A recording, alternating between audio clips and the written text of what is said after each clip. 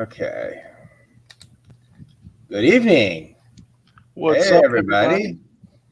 Everybody's here. Let's take a look and see who's all here. Well, Zazel came in and said, hey. Yes. There's Adam. Of course, he's asking if I'm talking about AWOC. And of course, my response was there may be brief crying about my wallet. Yeah. Last night. That was painful. Just a little bit. Ooh, nice play. Thanos Copter has joined us. Your sister, K-Row. Ms. Dawn. Hopefully she's doing well. Hello, gorgeous. Glad you are here. There is Miss Allison. Allison. Glad to have you joining us. Mr. Lawrence has joined us. Thank Hello, you sir. for joining us. All right. So last week, let me try this, see if it'll work just the same way it did last week, but we'll see. All right. Let's try this. I showed this Venn diagram. You got to decide where you are on the Venn diagram. Now remember, if it's high IQ, socially awkward, dork. Right. If you have high IQ and you're obsessed with something, you're a geek. If you're high IQ, socially awkward, and obsessed, you're a nerd. And if you're just obsessed and socially awkward, you're just a stalker. So we got to figure out where you're at on this, Austin. Well, I mean, the truth is that, I'm quite the bit of the stalker. I stalked Dawn for all of a day. No, that's a complete joke, but I'd have to say I'm probably just more so in that nerd section. I mean, look, I never accuse myself of being intelligent, but other people have informed me that I am, so I will take that. Take it when they offer it. Right? Even if you don't believe it. Exactly. You just kind of got to accept it. Somebody else thinks I am? That's cool. I'll do it. Exactly. That works for you, right? Yeah. All right. So how are you doing? Oh, man, I'm doing good. Glad to be here. Well, Hey, thanks for coming. kickstarted my totally awesome weekend off a day early. That was not intentional, but hey, it worked out pretty awesome, man. I mean, I got to show off what you and this amazing community have taken upon yourselves to do, with the frenzy.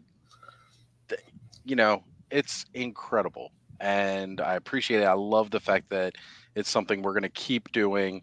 And the more people that get involved, it's just going to be insane.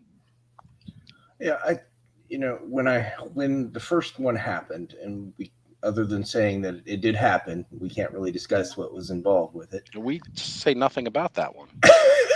But when it first happened, it was like, we got to take this ball and roll with it. And then the next one took over, and then the next one, and the next one, and we'll see where it goes from here. Absolutely. It's an important thing, and it's one of those things that I needed to kind of find something that meant something. I needed to change kind of how my mentality was, and it's just it's helping in a way that I can't really describe. I agree. I'm doing it I'm not doing it with the intent to get anything. No, that's not the purpose of it at all. And when the first one was proposed, it was like, yeah, this is something we need to do. Like, Yeah. we need to jump in on this. And that was phenomenal. And then when the second one came around, it was just like, yeah, okay, this needs to happen. And I've only seen the transcript of when mine started. Doesn't like I wasn't looking at dates or anything like that, but it's like, okay, so then there was that one and then Skelly's of course and everything Yeah. like that. And it just like when we all started doing Toy Frenzy, we didn't expect any of it to go where it has. We didn't expect to get all the support from within the community. We didn't even expect to have an episode 2. Well, I'm kind of shocked that I'm at episode 3. I'm Right? I'm not quite sure how that happens because if you had told me in January of 2022 that one, I would be back collecting toys, two, that I would be talking about toys on a regular basis now, at least semi consistently with people, and that I would be doing my own show and then being on other people's shows. I was gonna say, Talking like, you're about almost basically a co-host of Ostradamus Toys Live at this point. I'm not trying to be, but By all means, I'm having a blast. I love yeah. when we all get together and have If you're these not having amazing fun, conversations. if I Right, wasn't having fun, I wouldn't do it, but I am. I'm having a lot of fun. right. I mean, Zazel says it best right down there, his latest comment, and that's really, really what it's all about right there. I mean, Yes. I started off getting back into collecting um, when Origins hit, and I didn't expect it to go like that. I kind of figured this would almost have been like the commemorative wave that came out for like the Hmm. 20th anniversary and everything. I didn't expect to be like anticipating new waves. Who's coming next? I figured they're going to hit the main ones like Wave 1 was. And that was it. Yeah. Honestly, I didn't even know they had it until I had the figures in hand. I didn't even realize that there was Beastman, Man at Arms, Evelyn, and Tila out, you know? And then I was watching a lot of Toy Gurus, like, his director's commentary stuff about the classics. I was watching some Pixel Dan videos. Then I started watching more like Ed's Retro Geek Out. And I just started going down this toy YouTube hole until eventually I stumbled upon stuff like Geek Dad Life and Toy Anxiety. And I was like, man, this is great. And I started to get to know everybody involved in those chats and, seeing this further community. And then I was looking at custom play sets. That's when I found Skelly's channel. And here's this dude, he's got like 3 or 4 people in the chat, and like nobody's like, there's chat going on and everything like that. But I'm coming from watching Toy Anxiety. I'm coming from watching, Oh yeah, yeah. That's Mega J those and are those are something else. I mean, I get a little right. anxious when we hit like 12 or 13. I can't imagine 400. Yeah, when I these would guys are I would go insane. rolling, yeah, when they're rolling with these huge chats, I'm just like, how do they keep up? I struggle when I'm like, at where I'm at right now. I struggle with everything, trying to Yeah. keep up with it. And these guys, like, I can see why they don't hit everybody's comment. Of course, it'd be impossible. You'd just be sitting Yeah, there no. all night highlighting comments. When Mega J does it, I'm shocked. Um, but yeah, so it was like, just watching his stuff, and when that opportunity that he proposed came out, I was like, okay, you know what? I've been watching these guys for a while. I love this kind of stuff. Skelly doesn't have this particular Wondar figure. He missed out. I'm going to go live with him. And I even told him, I was like, after the show, I was like, dude, because you gave me this opportunity, I do have another Wondar. It's coming out to you because I figured I was going to keep it for like a trade for a future Yeah, Mattel Creations exclusive, something yeah. like that. And then like when he was just like he missed out and this was an amazing opportunity, we had fun, and then we did another episode, and then we did another, and it was just like, this is a thing now. I went from watching people do this to doing this. Doing it. Yeah, it's surreal, isn't it? It's a little surreal. You know, For- I spent a year and some odd months in the chats, just talking to yeah. people, just doing all the little things, and then I joined a few Patreons, started getting into Discords, and started meeting more people and branching out, and you find your people, and you kind of gravitate toward them. And that's kind of what has kind of happened here. Yeah. But it's interesting. It's very interesting to see where I'm at relative to where I started. Exactly. It's very strange. But usually, first thing I ask when people come on is this question: what did you pick up this week? Well, so far this week, my hunting days are on the weekends. So this week, what I've got, for those of you who haven't seen it, because I'm sure there's some people in the chat who didn't see, this week I got a random act of kindness as my only showing of hunting. So I'm gonna flash these bad boys off, which I've still yet to open. Uh, I've got Mephitor Hang on, and hang on. There we go. we'll Where's get go? this straight. There we There go. we go. So, yes, the random act of kindness from the Toy Frenzy patrons. They went through and bought me because, of course, they know I'm all about Mythic Legions right now. Well, I mean, I'm still all about my He-Man. Don't get wrong, Masters Universe Origins.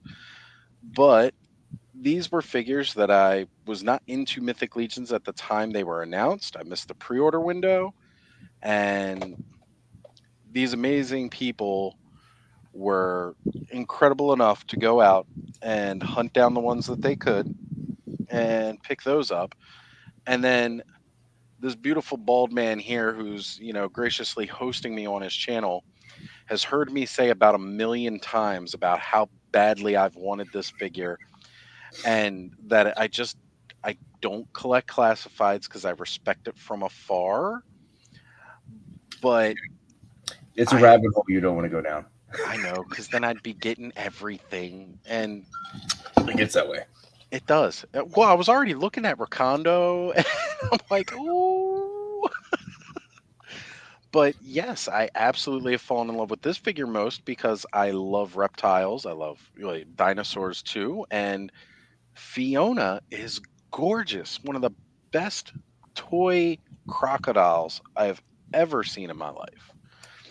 And just, I could not pass that up, I've passed it up rather. And I just made sure it happened. exactly. Exactly. It's like, why Couldn't not? ask. It's with that. Couldn't So ask my for a better week, community of fans and friends, and just what? y'all are so amazing. It wasn't. It wasn't. It was one of those things where it was just like, you know what? I can get it for a decent price. I might as well send it. I mean, it's damaged, but That's okay. I know you weren't keeping it in box, so I was gonna say, we got some questions, and yeah, I knew you oh, weren't going wait a to. minute here. Wait a minute. Lawrence is feeling hurt because I didn't bring up a punk with toys, who I've been making sure to mainstream and catch all of his lives lately since he so graciously came on that open mic night with me and hung out a couple weeks ago. I No, haven't missed a single one, or I've tried not to best I can. It gets busy trying to keep up with everybody these days. yeah, But it does. Lawrence, your channel's amazing, and I enjoy getting in your chats and just hearing you talk. Like, it's so real. And same thing with, again, Zazel with Sergeant Slaughterhouse. I love the real chats, Yeah, because some no, people, when they're talking, you can just kind of tell they're yeah, blowing it out their ass. But yeah. No, you don't want a whole lot of stiffness. I mean, it comes off weird. it All does. right, so mine, I will go solo here. Yes. I Show got these these bad boys babies. finally. I got 2 sets of them. Oh, I They are love going in the display. I'm so happy to get them. I literally bought this set just for the accessory. the chair. The I chair. don't want the RoboCop. I don't know what I'm going to do with the RoboCop. I'm sure he'll just go into the fodder pile, and I can use him for bits and pieces. You guys have heard it here. Aaron is selling a NECA RoboCop. And then I went and got some builders. Yes. I had to Uh, get me a dwarf. I want the dwarf for the hammer alone. I mean, I like the dwarf. That I had to get gladiator is me sick. the gladiator, and I Goblin. really, really dig this goblin. Oh man. Well, I love the you know, goblin. had some fun slaughtering some goblins last night. That was great. Everything just fell over. Although I feel bad because I feel like I keep, like, mind you, it's not even me. Like Jesse's Thistlethorn is just going around wrecking everything that Dom throws at it on when we did the Yeah. Legion's class recess on my channel and Hmm. then last night on Dom's channel. And I Well, feel I mean, so bad obviously, because we beat his scenarios in rather unorthodox ways. well, I think that's kind of the point, right? I mean, I think it's in some ways it's probably going to challenge him to make him a little more difficult. Well, he certainly has. He definitely had rethought some things that he had implemented last night within the game. And that's one of the great things about it. His game is evolving and it's getting better. And anytime he throws out an offer to get a chance to go play, I'm going to try and take it because I want to see that game become a thing. Like, Yeah, I we've want to be able to buy the rule book one day and implement that. yeah. I mean, it'd be a toy. It'd be a game you could play with any toys. It's not just for one thing. I mean, Yeah. Mr. Phil has joined us What's from going Coach on, Career. Phil? How you doing, Phil? It's interesting because this. Let me get over here. This evil thing happened last night. Hang on, let me get to my. Where you at? Where you at? I know what this is coming up, and it makes me cry. Yeah. All right. Hang on. That and hang on. Where is it at? Where is it at? There it is. Cancel. All right. Good gravy. It was right there too. That's what happens. I understand. 50 billion windows, 500 tabs. Can't You know remember what? which window has what. No, I can't.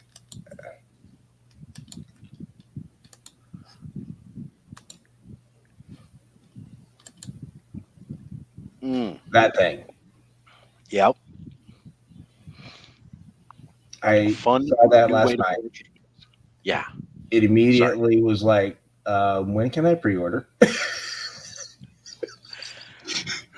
What time can a pre-order happen? Is that happening? Right.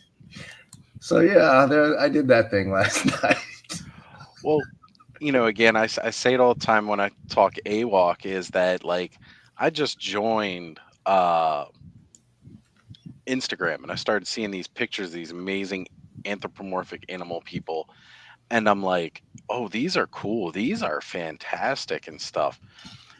So I started following and I was checking everything they were doing. And then starting to hear, of course, Adam and then Brick. And well, me and Brick have bonded over critters nonstop. And, Adam's very similar into the critters and beasts as well. And it's Mhm. just like, these figures are really where it's at. I'm gonna be surprised if at the 2023 Jeffries they don't win Rookie of the Year.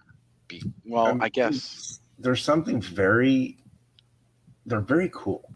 And honestly, I did not expect to be that excited about them when I got the first three. I didn't. Right. It was more of like, I'm trying this. I want to see if I like it. And then as soon as I had them in hand, it was like, now I have to get the rest. Right. And I They're don't regret fun. it. No, And then there are no regrets. I went back to BBTS and I ordered a Vero Atlas, and then I ordered all of the like slates, all the blanks. They all have names. I would have to actually go through and figure out what was in my thing, but I literally will have every AWOC thing out once that board game and the things from Wave 3 hit. Right. Everything that's been done. And I was like, that wasn't anticipated. I wasn't exactly going, "Hey, let's do this. Let me get this." Oh, no, no.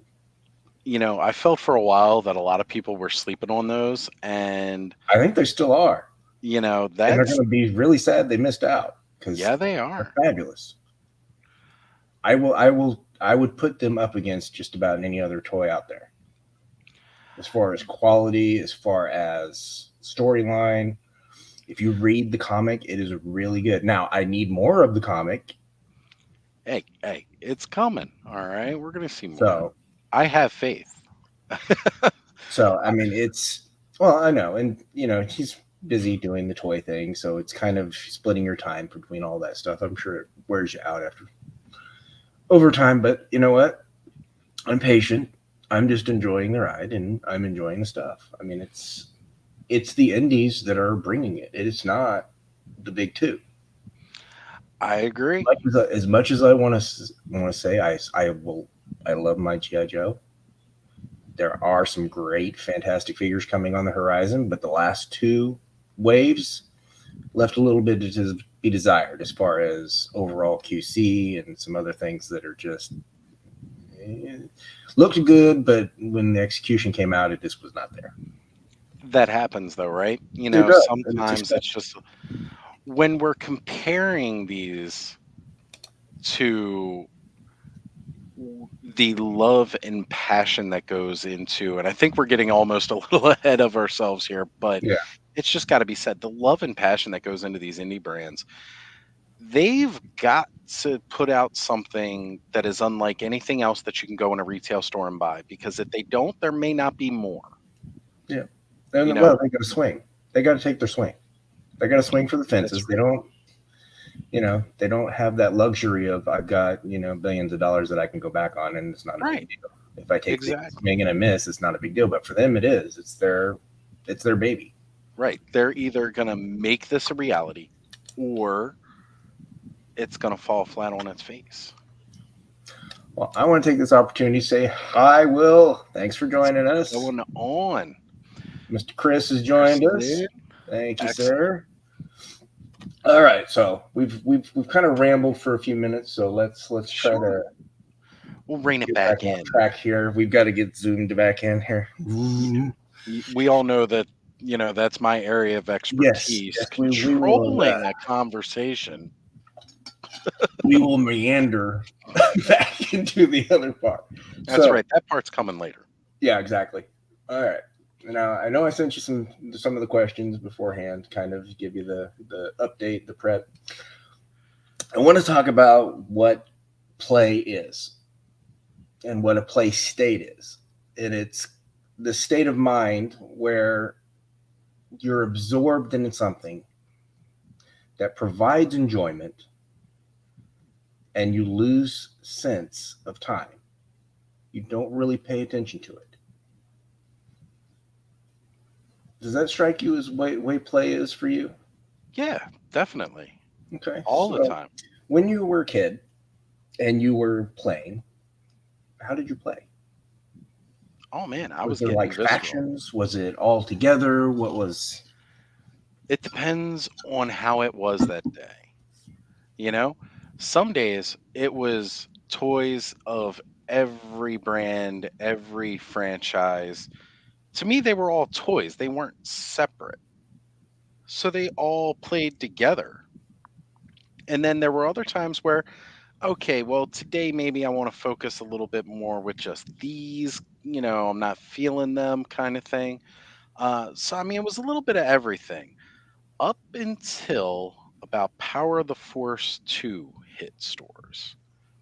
I'm one of those kids from the mid 80s that by the time I was big into toys, now, mind you, I say that as He Man was like one of my biggest toy lines ever as a kid. But, the Star Wars toys, you couldn't find them in store by the time I'm old enough to remember. I could find them at yard sales, but I couldn't find them complete.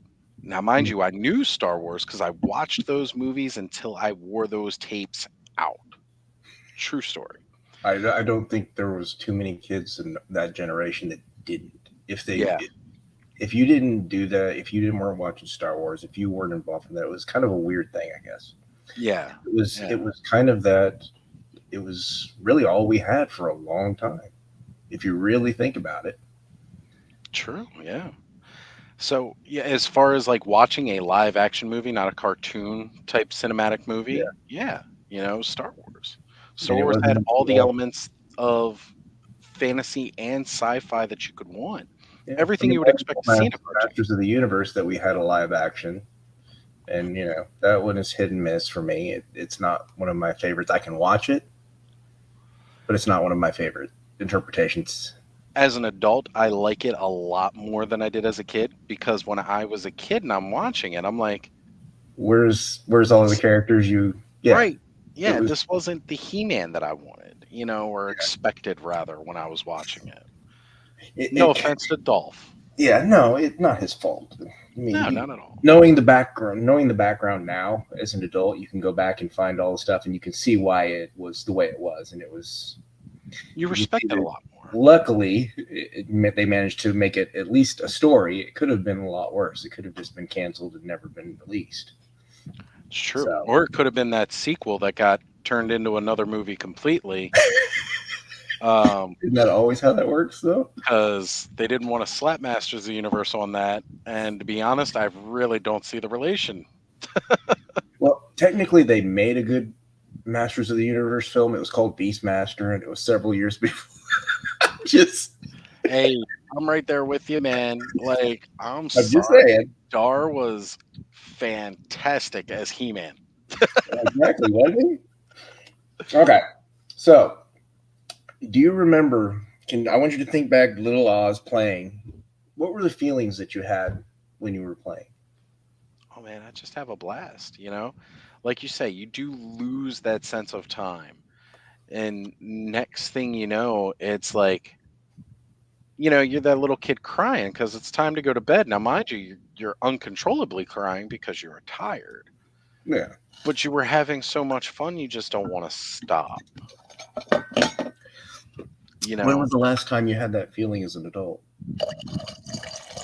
when's the last time I streamed for like 5 hours straight? That would have been last weekend. Oh yeah. See, lose all sense of time. That's part of it. That really is genuinely part of doing this. Even when I'm not physically playing with the toys themselves, a lot of the enjoyment comes from talking about them. And with other like minded individuals, it brings a lot of joy to me now. But that's just a little joke because we all know I stream for like 5 hours and don't even realize it's been Every 5 week, and you hours. don't. Yeah, I don't know how you do it because honestly, my voice would be gone first off, and then I have to sleep at some point because Yeah. It's plenty of coffee. It's warm. It helps soothe the vocal cords, even though caffeine's probably like the worst thing you could be drinking for this, but it's how I do it. Um, and the other thing is it's that loss of sense of time. Like each week I'll say, to even Dawn or my family here, I'll just be like, I didn't mean to stream for 5 hours last night. I meant to do like 2, 3 hours maybe. And next thing I know, it's like, oh man, it's like 2 a.m. Yep, there went another Saturday. Glad I don't work on Sundays. I didn't mean to do that. Yeah. Hmm. So I mean, it's. I'm assuming this is the follow up question to that was the current activities that make you feel the same way as you did when you were a kid. And obviously, streaming is one thing, but what about?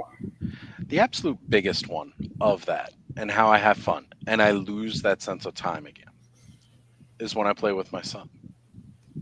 When he comes over, Castle Grayskull comes down, the toys come, the floor gets covered. It looks like that kid's room where there has been a battle here today. Because we have fun. We really enjoy playing with the toys. And, I'm glad that I was able to get him and my buddy's customs help facilitate it. Now he had that Castle Grayskull to take home. He has several of the Origins figures to take home to, because of course he lives with his mother. he has those to take home and enjoy on his own time. And I've seen his room when we video chatted, and it's getting some use. That's good. So, but my absolute favorite playtime is when it's him and we're just sitting here for a couple hours playing those, and As long as Zor's not taking poops all over you, right? hey, you know what? That's becoming a theme for my streams is the kids full of It is. shit We're lately, starting to have a fecal scene. right? I'm starting to feel this, and I don't want that to be. I don't want everybody going to my stream being like, You know what? Oz has them shitty It could be streams. worse. It could be worse. It could be worse, honestly. It could be. So Could be. it could be worse. So besides that, I want you to talk about your childhood toy lines. What were your, let's say, your top 3 lines? Top 3? Top 3? Masters Universe. Big time. Had so much of it, like every play set. That was definitely one of the biggest ones for me that I absolutely loved.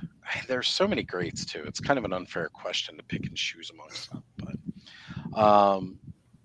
Masters Universe, Powers of the Force 2, when that finally hit in the 90s, that was another huge one for me where I was getting like trying to convince my parents to give me everything as it was coming out. There were only a few things that I missed initially, but for the most part, I did get quite a lot of that. I had this ginormous tote that I put everything in, and I would take that over to my buddy Carl's house where he had a ginormous tote, and we would have just galactic battles. It looked like the Battle of Hoth. And then the third, I'm gonna go with the Kenner Aliens and Predator Oh, because that was the only one that I remembered getting twice. And when I say that, well, I guess technically it's a third time now. When those first started coming out, I loved them so much. A lot of them broke, well, and they're meant to be played with. They don't last forever if you're playing with them.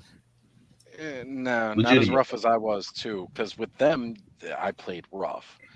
Then a couple years went by, and of course, like I didn't have half the stuff anymore, and things were, like I said, some of it was broke and everything. And used to go yard sailing over the summers, especially when I was hanging out with my buddy Eric and we went to his mom's place out in Carroll County because it's a big, more rural area. So you got to drive to these yard sales, but they have some stuff. And in a box for $20 had everything except for like the big evac fighter. Mm-hmm. It didn't have that, but that was okay because I still had mine. What else was that? It was missing the Predator Blade Fighter. It didn't have that either. I don't think I've ever seen that one. Oh, well, let me go ahead and plug Cracktastic Plastic, Elgin, Yeah. because of that Kenner Alien and Predator stream that we did together. He's been going every Predator Wednesday and going straight through the line, and he showed off the Blade Fighter not too long ago. So check that out. Is the only vehicle they released for the Predators. But yeah, I went through and bought this box for $20. That was like all I had to spend for the day too, because this is like 1997. So $20 was actually a lot of money, especially to drop at a yard sale like that. But they had, like I said, it was everything. So I was, I went all in on this and I bought it, and it was one of the best yard sale buys I ever had. Should have haggled for 15. I was a kid. I didn't realize that haggling was a thing people actually did. That's a parental fail. I just thought that was something that happened in cartoons, but didn't actually happen in real life. Like when the hunter sticks the gun down the rabbit hole and the rabbit ties it into a bow and he blows up. Like, that was a cartoon. I didn't know it was real. So, like, yeah, bartering, haggling. I just thought that was some comedic, funny thing they did in cartoons. Yeah, exactly. Yeah. So, obviously, I know that Motu is your main line, and Mythic Legions. Any other lines that you collect, and kind of give a reasoning why? Okay, so well, I mean, like right now, it's really Masters Universe, and it's of course Mythic Legions being the big two. Um, and that's really, really hard to, you know, I try not to go too far all out. I have a couple things from these here and there, but I wouldn't really say that I'm collecting those lines. Um, However, because of the phenomenal price they're at, I am now trying to go through and get all of the uh, Real Ghostbusters. ret- yeah, the real Ghostbusters, the Kenner Classics, and grab these guys because at $3.99 a price at Ollie's, it's kind of tough not to. And when I was a kid, I didn't have like the core Ghostbusters that looked like the cartoon. Mm-hmm. I had like the Fright Yeah, ones the or oddball featured right, one. like the other versions. I never had like the original cartoon versions. So I'm kind of like trying to go for that right now. But again, that's just because okay, they're really cheap, and if I can find them, that's great. But I'm not like sold like I have to get all of these. Um, but again, like not to try and jump too far ahead of what we're going to be talking about. These indies are the toughest thing to resist ever because they look so good, and I want to support all of them as much as I can. Um, so like different things like Savage Crucible coming up. I had to pass on it. I did not want to. I wanted to buy every single one of those figures. Nobody else is giving us fishmen. I No, mean, Merman's cool. Don't get me wrong. I'm not trying to heat up any of my Motu people because we all love Merman, but he is one dude. yeah. They're giving us multiple fish people of all kinds in varieties. And that's amazing. Like, we need more fish people out there. But that's just, again, me. I'm into anthropomorphic, Yeah, animals. Like, I really I enjoy that. think giving us different looks, something new, something unique. I think that's kind of what's missed. Yeah. Try that way. Yeah. Because again, it's like, well, I was talking about the Kenner's Aliens and Predators. I bought that for Connor because I was collecting some NECA Aliens and Predators. I Yeah. bought the Kenner Aliens and Predators line a third time in its entirety. Well, and then, It's then you nice have to the install. Leonard ones now too. The I know, and they and they're kind of work well. inexpensive, and they're perfect for kids. Yeah, they are. They Yeah, are I don't great. know that I would let you know. I might let my 16-year-old play with the my NECA stuff, but I'd have to be really ginger with it. He kind of has an inattention issue. Yeah, yeah, it's a little tough to. Connor was eyeing them up one day because I had them out and I was planning out my plans to build this diorama, and he was just like looking at them and he wanted to play with them. I was like, no, Mm, sorry. Mm-mm. I was like, this one I broke just taking out of the box, and you know how Daddy is careful with his toys. Like, no, we're not playing with these. well, I'm sure with all the spindly arms on the aliens, it's definitely got to be That's the a one he Pete. broke. It Yeah. was, one of the legs off the battle damaged alien, where the head's exploding. Uh, I'm like, well, his head's exploded and his leg came off. Okay. yeah, it Put some works. glue on it and make it look like it's spurting acid. Fine. I'll There you fix that into the diorama. Um, but yeah, so I had to get that collection for him. Um, or, getting this a third time because Sure, I didn't sure, like sure. Get it for him. yeah, Get it for him. him. Him. Just like that proudly displayed mystery machine behind me. That's totally his mystery machine because it Yeah, is exactly. displayed in every one of my videos. So, are there any collection rules that you have? These are the lines that I don't cross. I can't. Never the twain shall meet. There's no crossing of streams. This is where it goes.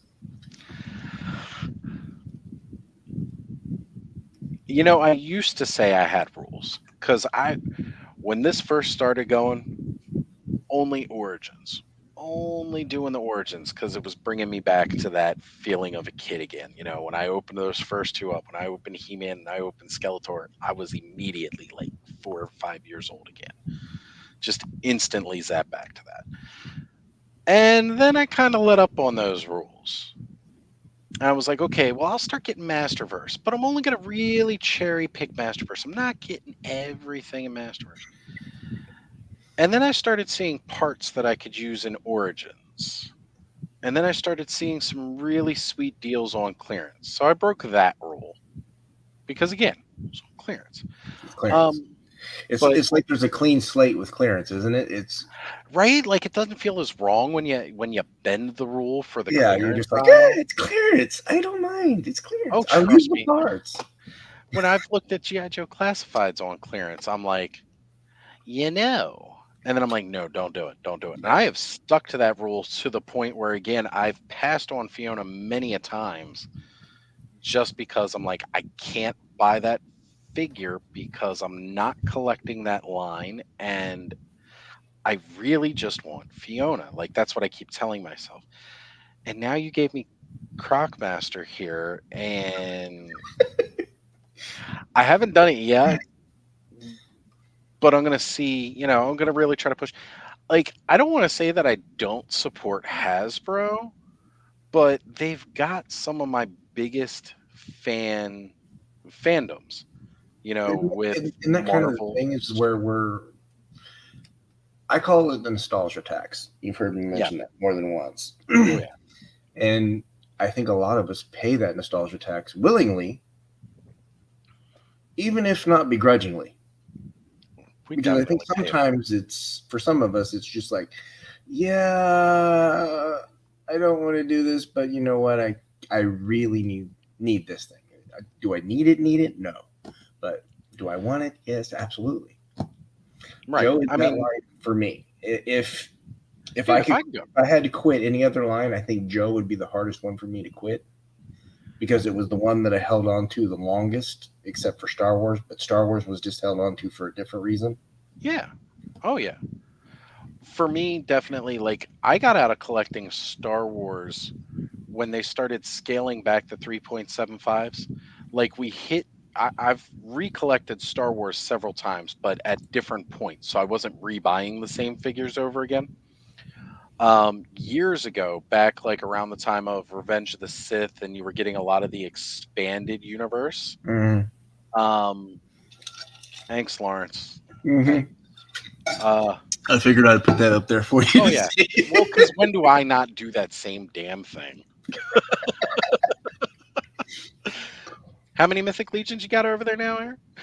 Yeah. I know.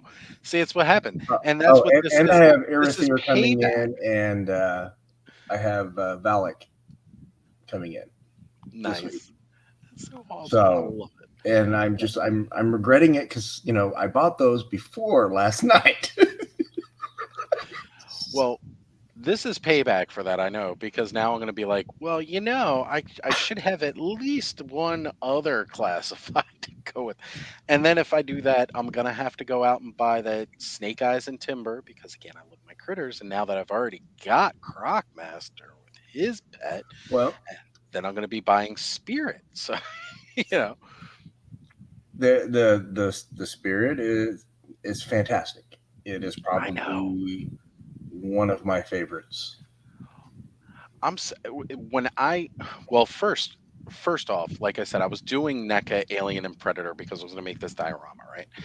And I started seeing GI Joe classified at that time, and I was just like, oh man, these are badass. Like, when they first started showing off like Duke and everything like that, from the initial lineups there. I was like, these look great. And they're updated weaponry because at the time they were doing that kind of like almost future tech Yeah, look that more no, so with the weapons. I literally replace every GI Joe weapon I have. Just so I you know, totally understand. And that's a I great can't do it. world. Dude, it's a fantastic world we live in where you can go online and you could buy weapons packs that fit Oh, perfectly with them. yeah, So you don't it have, won't be long till I'll be doing those, making them because yeah, my right? Why not? birthday is next month, and my wife is going to be getting me a 3D printer. So I may be doing some personal. You're gonna dive in, and that's okay because we live in a world where we can make our own stuff, Isn't that, right? see, that's the amazing thing is you can make your own toys now. Yeah, Dude, yeah, when we were kids, yeah, you could do yeah, some kit bashing. I could yeah. unscrew the back of a GI Joe, and I could put somebody's Right. arms on somebody else's body. Yeah, yeah. If you could figure out how to take apart the toy without breaking the toy as a kid, Yeah, you could you do can do these it. really neat kit bashes.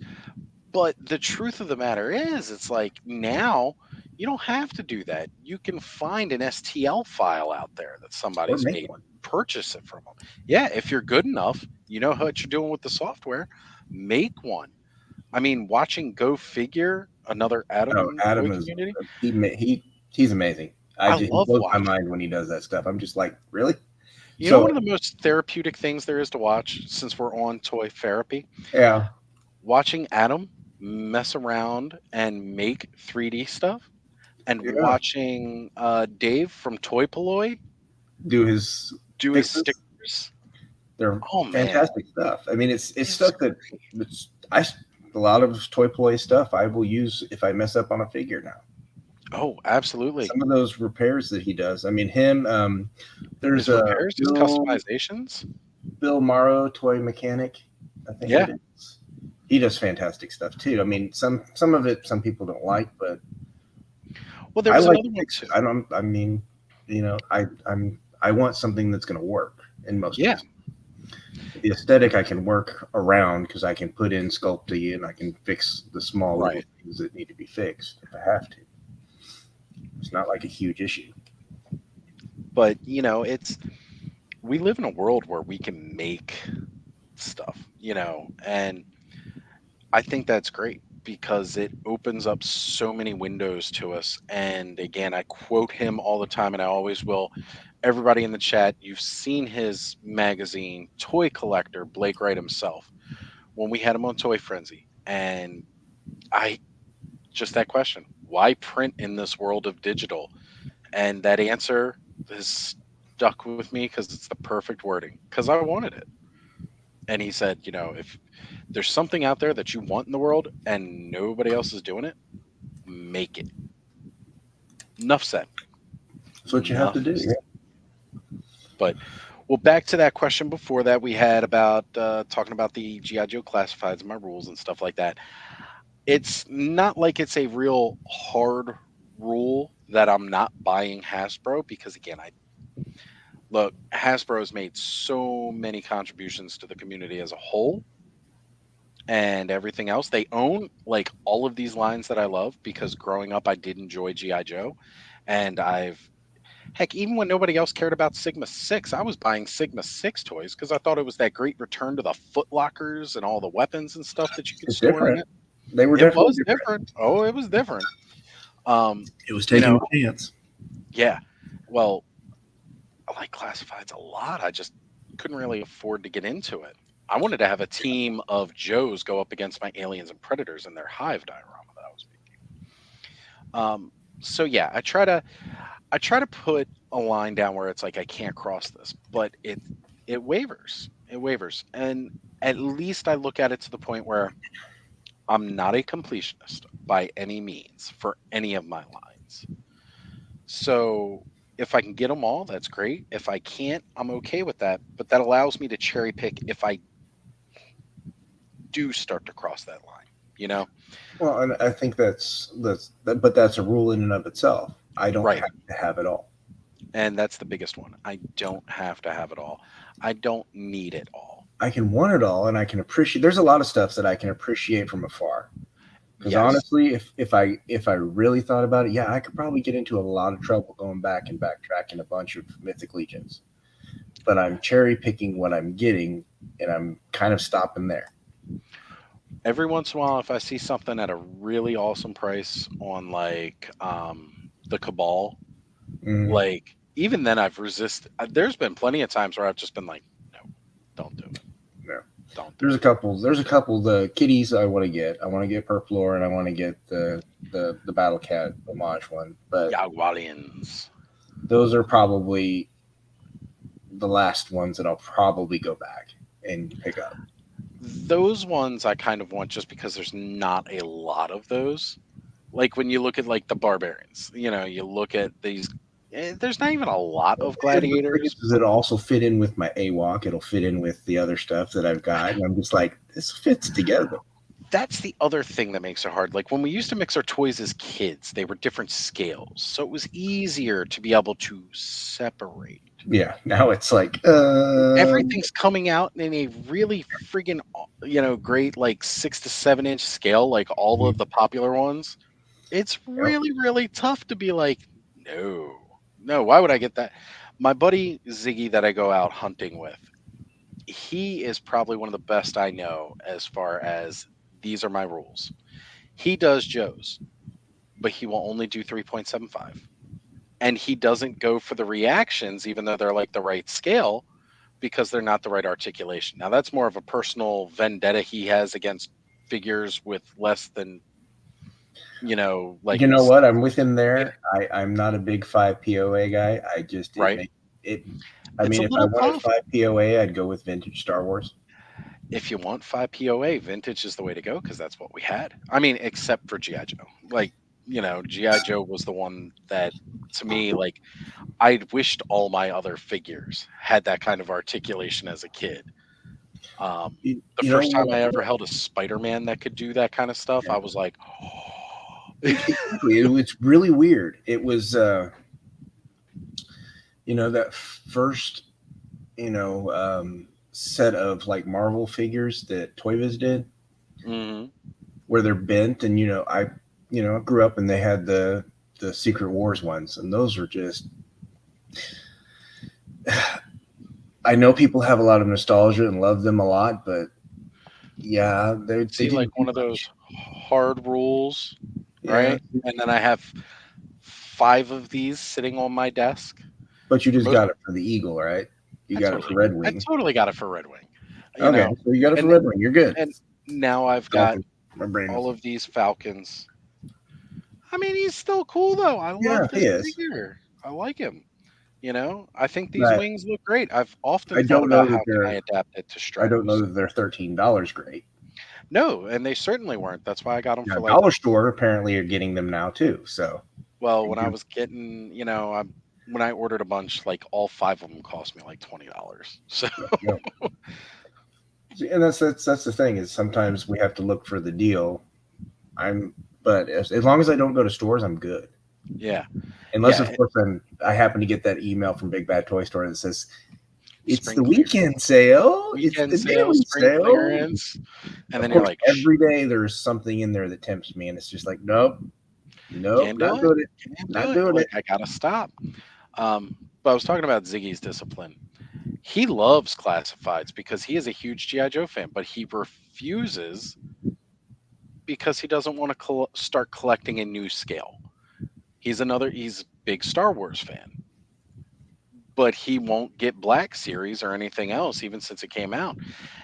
It's funny. He goes, we had this golden age of Star Wars, and then like a Force Awakens came around and Disney bought it. And the 3.75s went back to being like McDonald's toys. And I was like, well, they were trying to push the Black Series at the Yeah, time.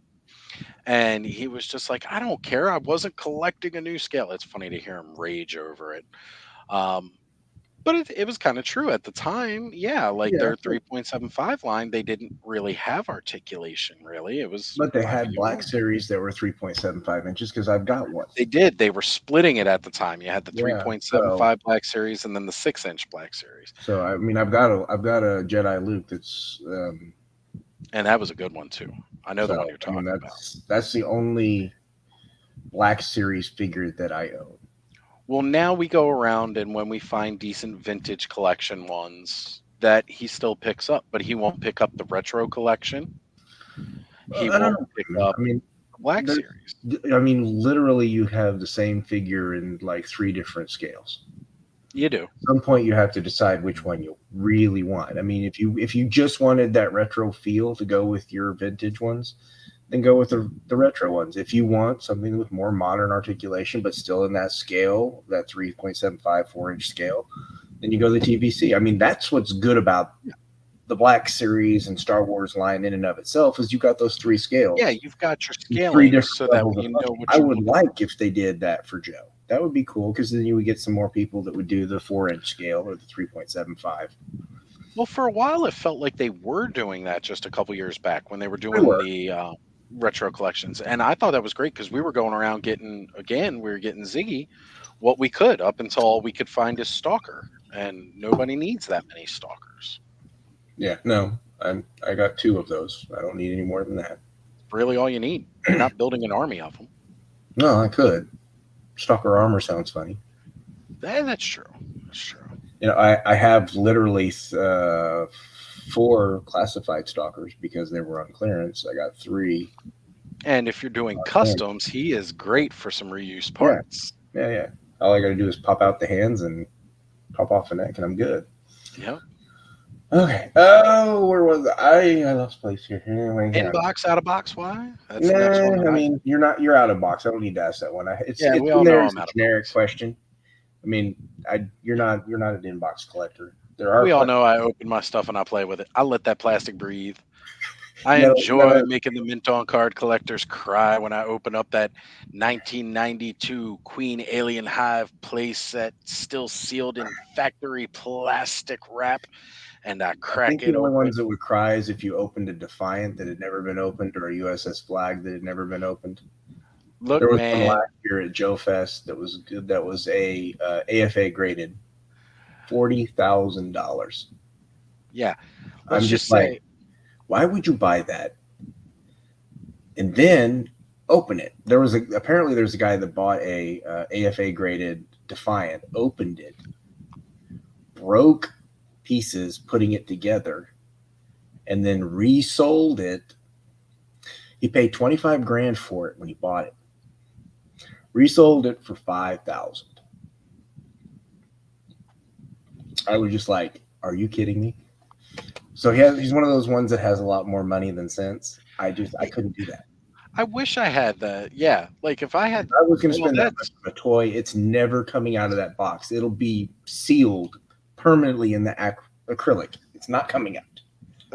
I'm gonna stop it at. I would never pay that much for a toy. Like I Well, just, you know my rule. My rule is if it costs more than my first car, I'm not buying it. yeah, and that's a good rule to have. So but there's some things that you would go out there for, at least try to play in that field. But Well, there are certain things that you're okay to pay certain dollar price points for when you think it's worth it.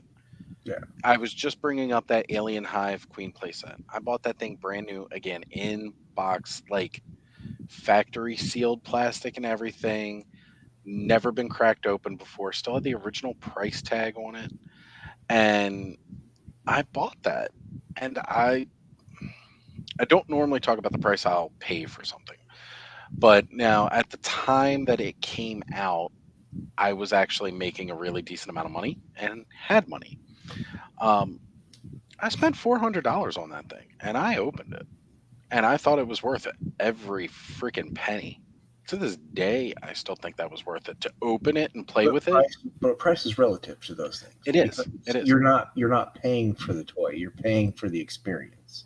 Yeah, That's what it is. That's what we do with our toys. We pay for the experience. It's not it really is. the thing itself. It's for what the thing means or what the thing becomes at whatever point it is. Right.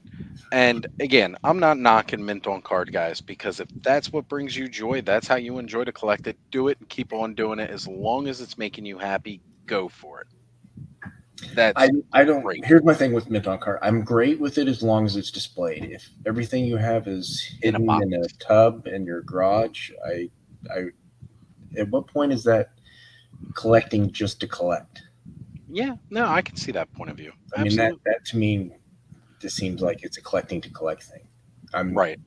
all of my stuff for the most part, like 95% of my collection is out, invisible.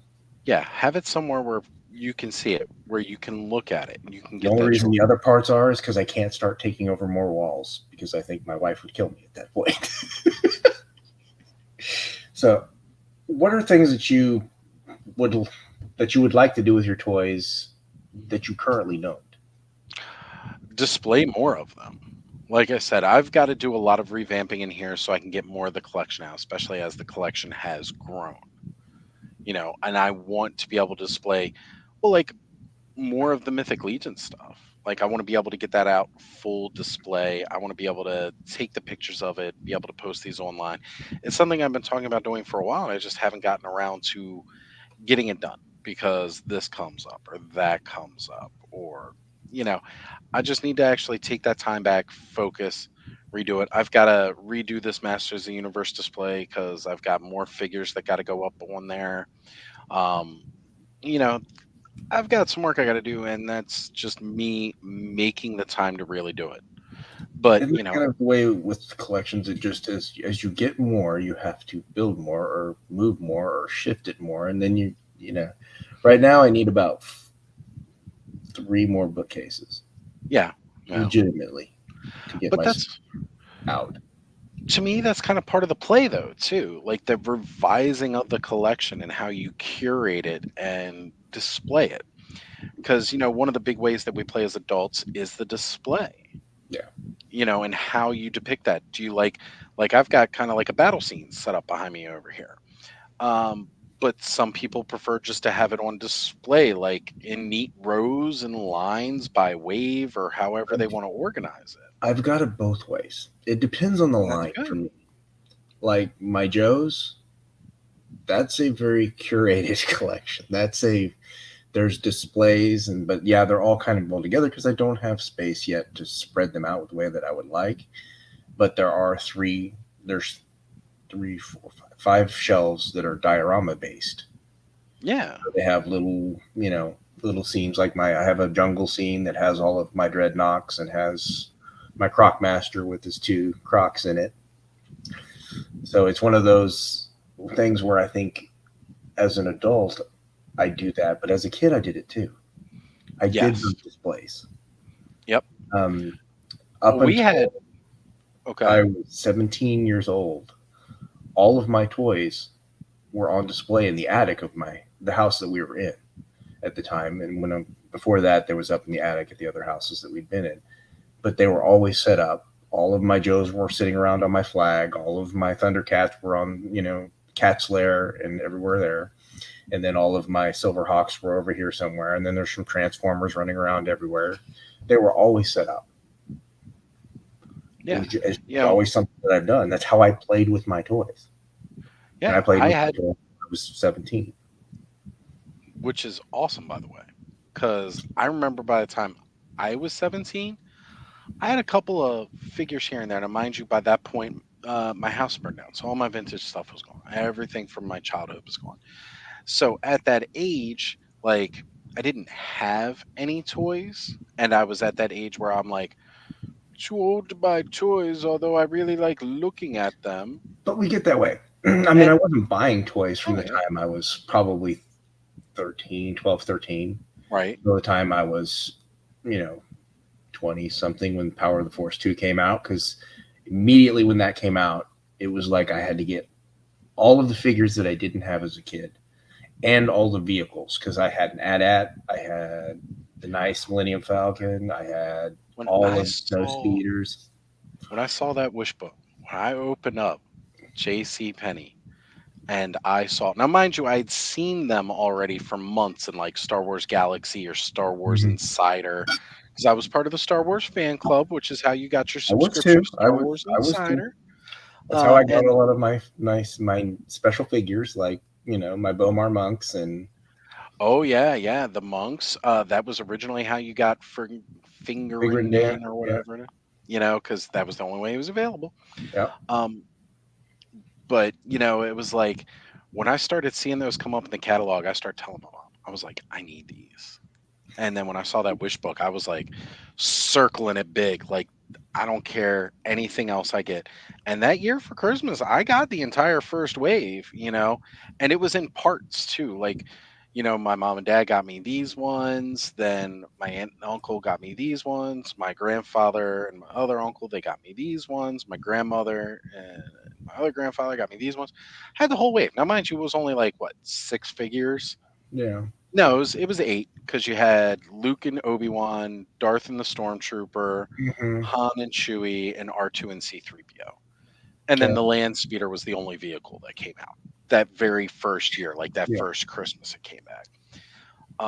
And yeah, like I had all of that, because it wasn't that much. And then as things progressed, it was like one or two figures were coming out like a quarter really, and like a vehicle here and there. So like every holiday, I'd just get them. Um, but it was one of those things where I like to display those too. Like we had several bookshelves in our room, and they had books on them. They weren't like these things you see in the IKEA ads where it's like a plant and a picture frame and Yeah. this No. and that, and there's like never any books on it. Yeah. No. My sisters and I book collection was massive. We had, I think it was like 4 or 5 bookshelves, and they were packed. Like they had books on, and shelves were bowing from weight. I had Goosebump books, Indiana Jones books, Star Wars books. Like I had all of these crazy books. My sister had like a ton of Fear Street books, and then we had like some Dean Koontz, and then there was even some Stephen King on there and stuff like that because we loved it. Yeah, R.L. Stein was big in our house. Carol, you're absolutely right. Between me doing the Goosebumps, you doing the Fear Street, we were all about it. Um, but I used to set my figures up in front of the books because the book doesn't take up the whole shelf. No. So I was putting all my figures up on there too as my display.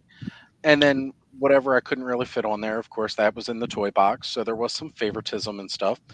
But I also displayed stuff like as I got older, my Ghostbusters Firehouse didn't have like the containment unit. I didn't have that anymore. And I still had the Ecto 1, but like again, a couple of my figures were kind of broke. You saying yes, the Laurel K. Hamilton and Nita Blake series, absolutely, Aaron. That's a And little intense for I'm youngins. hey man, look, all right. It was Buffy on a kick. That's one way of putting it. One Y'all way of seen putting them. it. Yeah, I was gonna say all them people that were into Twilight, they need to go read some Anita Blake with Yeah. Laurel K. Hamilton and what she put in her books. I think somebody needs to go read those if they want to. Little Now, I intense. will say, after like, what was it, Obsidian Butterfly, or well, no, because Obsidian Butterfly it was several books after Obsidian Butterfly. By the time like Micah got his own little side book or whatever, Yeah, I've I got that one. started pulling out after that because it was just there's too much of the raunch and not enough of the fun mystery and all the Yeah. crazy stuff that was going on in the originals, but in the first parts of the series. But Well, the it funniest was part was when they made a comic of it, and it was a Marvel comic, and I'm just like, Marvel comic, right? really? This That's where is you're going?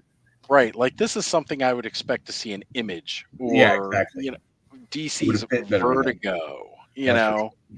But it was in Yeah, Vertigo would Marvel. be a good choice for it too. Yeah, yeah. Vertigo was a great, Yeah. great, DC side universe line. It wasn't even a side There's a lot universe of because they there was a lot of interacted. experimental books in Yeah, Vertigo. I but it mean, was that was great. more than anything what it was. It was more experimental stuff. Hmm. Okay, And that's why I so hung out. we're gonna go to the magic question for you. Okay.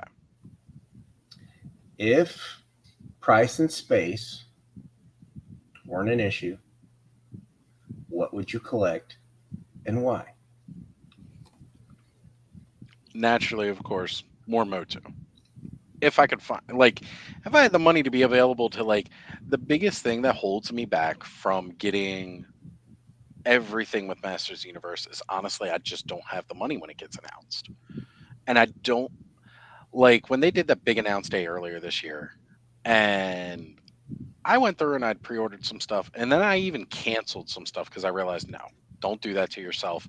You're pre-ordering because they're not taking the money out. So it's easy to go, yeah, let me get all of this.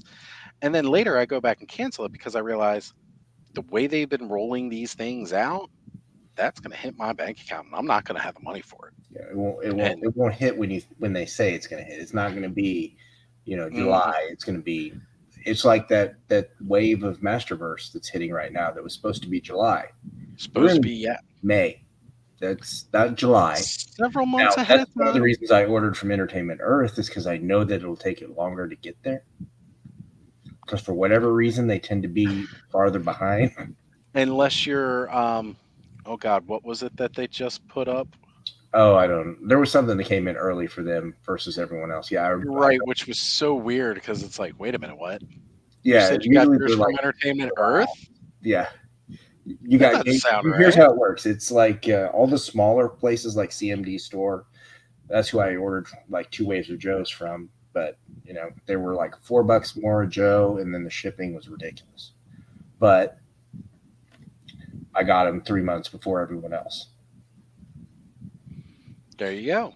I have a feeling that that new wave is going to be there first, also. But I'm just going to wait. I'm not paying an extra $40. That's what it ends up being Yeah. after you add in the shipping. So it's just not worth it at that point. I mean, I might as well just stick with my Hasbro Pulse. I already pay them $50 a year to ship the shit for free. So Yeah. So I mean, yeah, if money and space weren't an issue, I'd be all in on everything that comes out from Masters Universe, of course. But there are other lines that I would be all in on too. First off, all of these indie guys that are putting out stuff right now, I'd be backing every single one of them.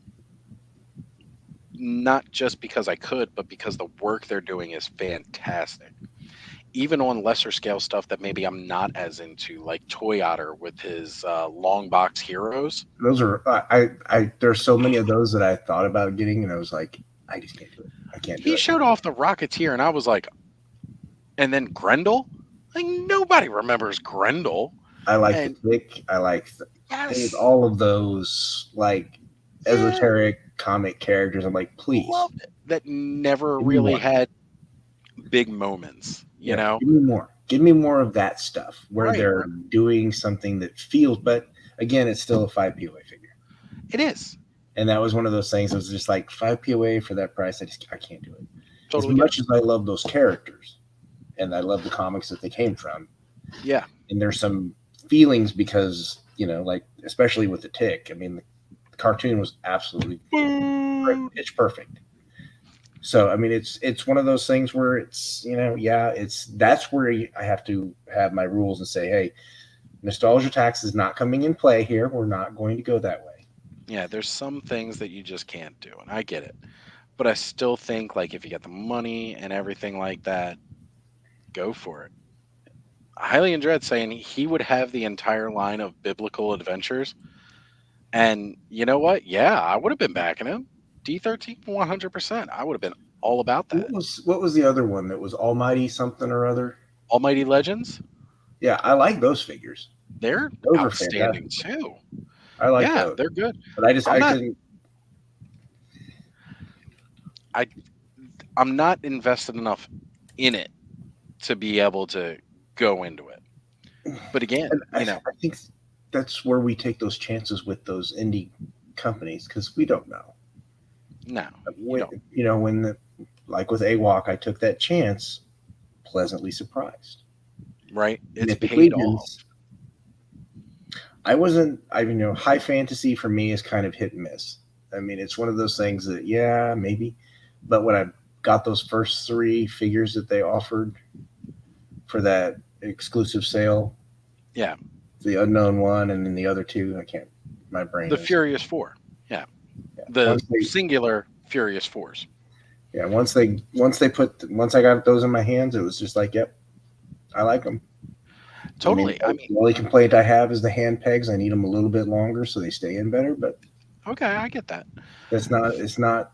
If I'm going to complain, that's a very limited thing to complain about. Right. Exactly. And I have a lot more complaints on a lot of other things that I could complain about. But that's not what I want to do. I want to play with my toys. I want to enjoy my toys. That's why I'm here. That's why I'm doing this. Is because I want people to focus on something different than negativity constantly that we're getting in So much. the verse. There's It's so one of the much reasons I negative. don't join any of the Facebook groups because I know what they're like. I barely interact in a lot of those. And I've almost completely not on Facebook And people see me post on Facebook, like when I'm posting for the show. The only reason that that goes to Facebook every time is because it's set up on my Messenger that way. Otherwise, I'd forget to post it on Facebook like I do my Twitter. Yeah, So, and I feel bad about that because I set up the Twitter with the idea of getting into Twitter more. And Instagram's like my wheelhouse now. Like that's it's what I use. that's pretty much what I use. I use Instagram, I use YouTube, and that's it. Yeah. I don't have enough energy. I mean, I do Reddit, but it's not this account. And I see what Adam's saying about, Adam, being an admin. Look, man, I'm in some of those groups, by the way, on your recommendation because of A Walk Alone, and they are good places. You're always going to find some negativity out there. yeah, I've just pulled myself away from a lot of that negativity, and I haven't been able to get myself back into using Facebook as much. But like, I'm in several different Facebook groups in the community and stuff. Well, the stuff run by Adult Collector, of course, like checking a lot of his stuff out. Um, but I'm in the Cabal, and I gotta say, like, that is one of the most positive places amongst collectors I've ever seen. It's great. Um, but I'm but not I think knocking those are those. communities that built up naturally, and I think they Yes, kind of weed out the they do. the They negativity really do. over time, and it's just that's kind of what I saw was going, and it's kind of why I've kind of gravitated to where I am now, is because I saw a lot of the negativity and all of that, and it's exhausting, It is. and I don't want to do that. I don't want to be that person because I could easily be that person. It's so easy to fall into that trap. Our brains are hardwired for that. Yeah, yeah. It's easy to pick apart and destroy anything. So I'm trying. I want to be positive. I want to do something different. Yes. And that's why I started the toy therapy, and I wanted to talk about it in a way that I want people to start finding joy in their toys, just joy in life. Screw Well, it. that was one of the big things about Toy Frenzy that I didn't pick up on as we were doing it, but as people started mentioning it, and I realized, and especially with as the community grew too, just like people are like, I love the positive energy that these guys are bringing because like we're not going to sit there and pick apart stuff. We're not going to say, oh, this is terrible, blah blah blah, like that. Like I'm not going to bash Hasbro for every single bad paint app they do. I'm not going to bash Super 7. I'll make fun of them, especially for the amount of hands you get. But Yeah, like people will sit there and rip them apart because they charge you all this money for this figure, and like it doesn't come out the quality you want. And it's like, okay, but you know what? They still put an awesome figure in your hand that you wouldn't have owned otherwise. yeah. And that's kind of where Super Seven kind of has me over the raker on that one because I can't get Thundercats any other way. At least not. It's true. They're the only ones doing them. It's But not like Turtles where you but could go to. now I have AWOC. So do I? After I get the last couple mutants, I'm done. Is it going to fill that? Is it going to It's facilitate that? feeling it's filling that kind of nostalgic need for that anthropomorphic animal. And that's great. That's good So because you found I something don't that need that fulfills anymore. it in a different way, and it's kind of And it's a more where satisfying you want to go. more feel because Yeah. the articulation is a lot to be desired on the Super Sevens, the Ultimates. It you can't do some basic things that I really want to be able to do with my figures. I mean, I can do it with a 10-year-old Bandai figure. I mean, we're talking 10 years. There should be some evolution there. Speaking of like Bandai stuff, like okay, now I make fun of this guy because of the way his friggin' feet will pop off in an instant and all like that. Mm-hmm. But the fact that they've got these big, ginormous, bulky freaking pants, and you can get the kind of articulation that these guys get, it's pretty ridiculous. And they're like that on Bandai's like that on a lot of their stuff, except for their Megazords. And honestly, they're even well, Hasbro's got them now. So Yeah. Adam's asking us what are our favorite animal species.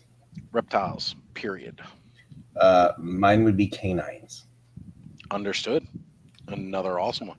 I also have a high affinity for bears. That's one of my nicknames. I'm a Bears. bear person, All right. and I'm all about it. I'm the bear. So, one of the other questions that I have, I don't have to ask you what your favorite all-time line is because we've already established it's Motu. That's kind of redundant, right? This, Joking. It's totally Masters we, Universe. but we could get you the Mezco Scooby Doo. I mean, they do have that set coming out. Look, all right. Yeah, I saw those and I was like, ooh, shiny.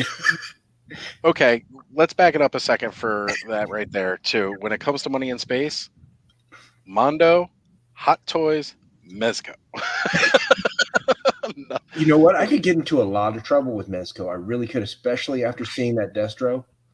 dude, the Dick I was like, Tracy oh, stuff. but no, nope, nope, nope, nope, nope, nope, Like, nope.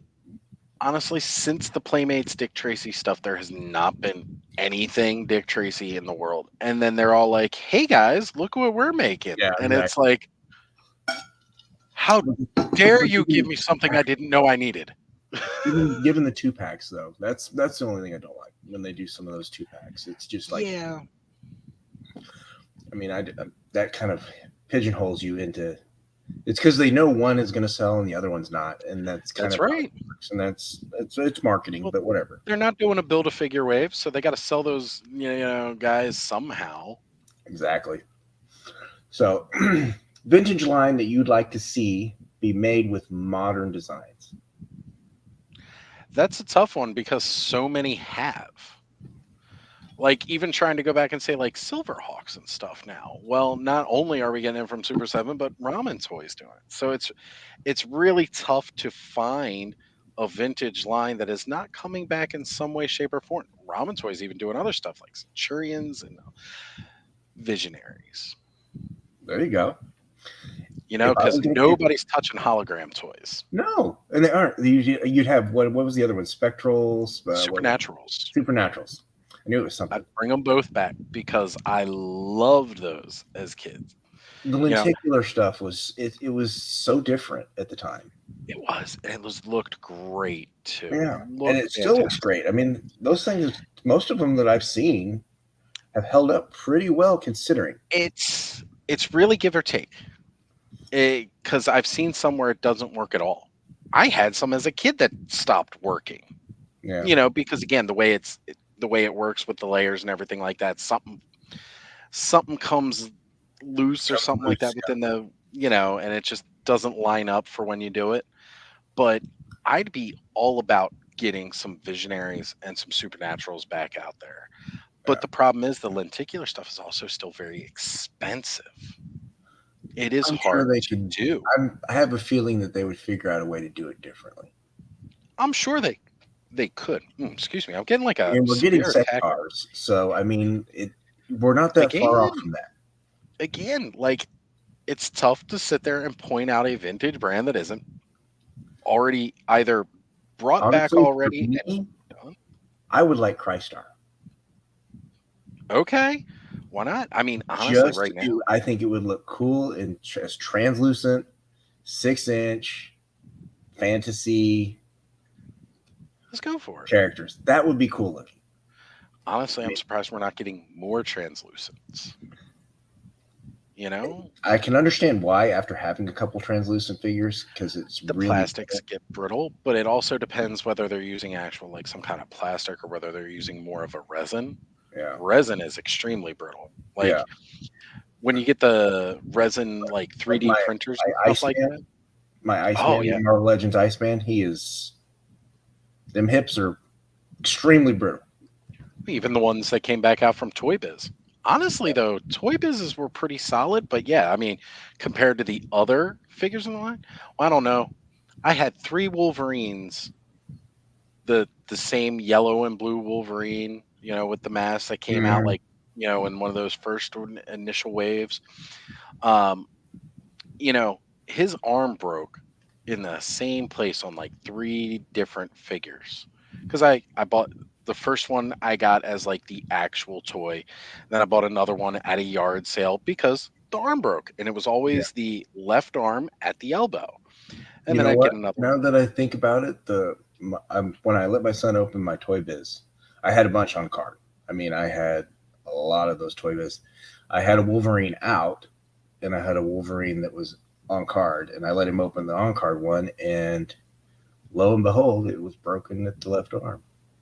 See, must have been some So with that mold. had to have been had to be a something wrong with the plastic at that point because Right. it never been played with. It had never been opened.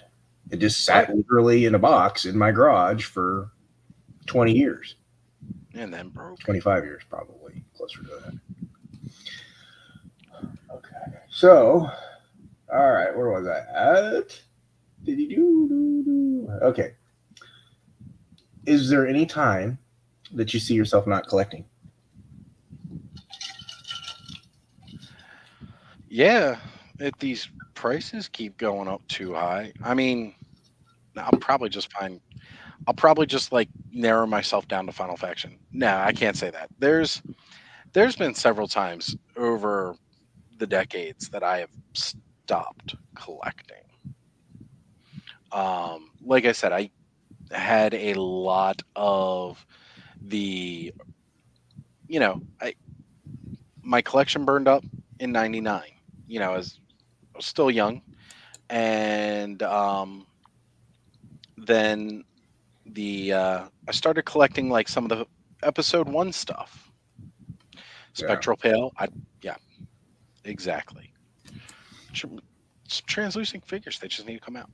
Um, but yeah, I started collecting like episode one stuff. So like after my original collection burnt up, I got back into collecting almost immediately with getting episode one, like right on the heels of it. Mm-hmm. But again, I was in those like teenage years and I was just like, okay, at that time when I was getting the toys, it wasn't the same enjoyment as when I was getting them as a younger kid. Because again, for me, especially with the Star Wars, I was a small child that wanted Star Wars toys that couldn't get Star Wars toys. Yeah. Or at least like if I picked them up at a yard sale, they weren't complete. So I wouldn't. What's Han Solo without his blaster? What's Luke without the lightsaber? Kind of thing. And Luke without the lightsaber is called Farm Boy. yeah, exactly. And you know what? I've already got my Playmates Farmers, so I'm cool. Not I said Playmates, but Playmobil Farmers, so I'm Yeah. cool. There you go. Um, You're but adventure people. yeah, there we go. Right, I got them, Right? so we're good. Uh, They're fantastic. but I've managed to pull back. And then, like years later, I got back in it again. Once we started seeing more articulation, there was a lot more characters that I wanted. They were getting back more into the expanded universe stuff, which there was a lot of stuff from the books that I liked that were coming out as figures now. And I was like, okay, I'm back into this. And I was getting all this stuff. And then that collection kind of went toast on me. I had it in a box in some storage. It wasn't climate controlled. Things molded and everything else, and I couldn't save it. So I ended up having to get rid of most of that. Can't even really sell it because it's, Yeah. like nobody's No, gonna want to buy that. yeah. Yeah. Um, Good luck on that one. right. So I kind of got out of it again. And then I started working at GameStop, and we would get like the McFarlane Halo toys. I'm a huge Halo fan. you Mm-hmm. know. And so I was like, ooh, I like these. And I always like McFarlane's sculpts and everything that he does. So I was like, okay. And I started collecting those again. But most of that I left in box. And, it just kind of sat there though. I never really got into it. And then it was around the time that I started doing, I was looking at NECA stuff. As a matter of fact, my first NECA figure was the Power Up Rewards exclusive NES style Predator. So he had that. It was a GameStop exclusive. You couldn't get it unless you were a Power Up Rewards member. And it's the very first figure I had. He's open. Well, um, I think that '90s kind of glut, where the Power of the Force 2 and all of that other stuff. I think there was definitely a huge speculator thing, and it was kind of the way that I was because a lot of my Power of the Force 2 figures they didn't come off card, but okay. I also had them displayed, and I had a toy room in my old house.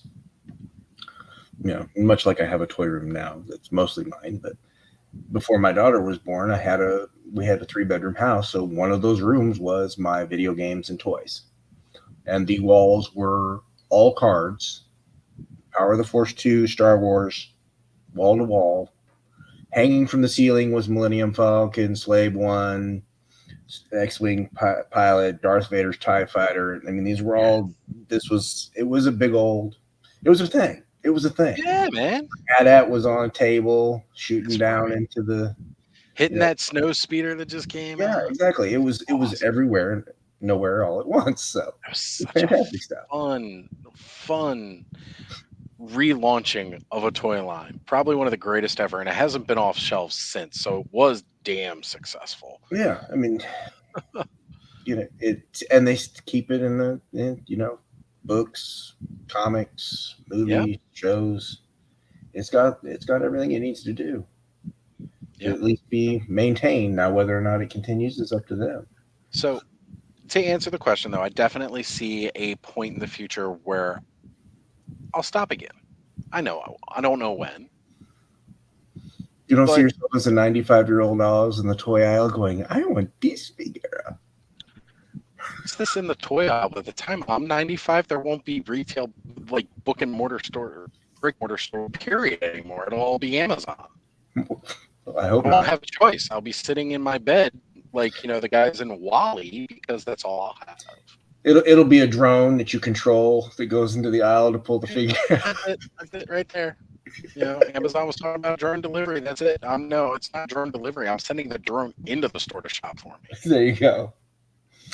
So I know you've talked a little bit here and there about you're developing a toy line. You've mentioned it a bunch of times on the different lives. Insights onto what the theme may be. It's going to be, again, pulling my inspirations from a toy line that I love. Very kind of Masters of the Universe esque, but that more 2000X, or let's go ahead and put it like, it's going to be fantasy, but it's going to be it's hard to say because there's so many different ideas, like crazy. Translating them out into what I want to actually make is a different thing. The basic concept of it would be, and again, this will probably get into several other questions that you have listed here. So the idea behind this line is that I want a very all-encompassing world. Okay. Buddy Cans, started. sure, and prune juice. Yes, that'll be it. I got to get that alternate printing of the can. Yeah. You need your vitamins, and then make sure you better take your vitamins, brother. So, but yeah, okay. Basic concept is there's this world of Vartera. In this world, they have different tales, legends, stories. They're all chronicled in different books. The idea that I have behind it is very reminiscent of how basically we were all programmed as kids. I wanted to launch like a multimedia campaign to sell this, with the idea being that there are tales. Tales come in the form of like a mini comic. Okay. Again, yeah. Also, because YouTube is a thing, and this is before I've started my channel and everything like this. I've been planning this for several years, just never had the capital or anything like that to go into it and really invest. You know what? There's a lot of rules and regulations about selling to kids, or advertising to kids on TV and everything like that. And they've got some rules and regulations on YouTube as well. But if I contact an animator and I can make a 15-minute short cartoon and release episodes on a YouTube channel that people could go ahead and watch, share, go with their friends, and then, hey, have links to an online store where you can buy figures of what you just watched. And like intro videos. Like, okay, picture our good friend Eldor, Masterversal Toy Hunter, right? Hmm.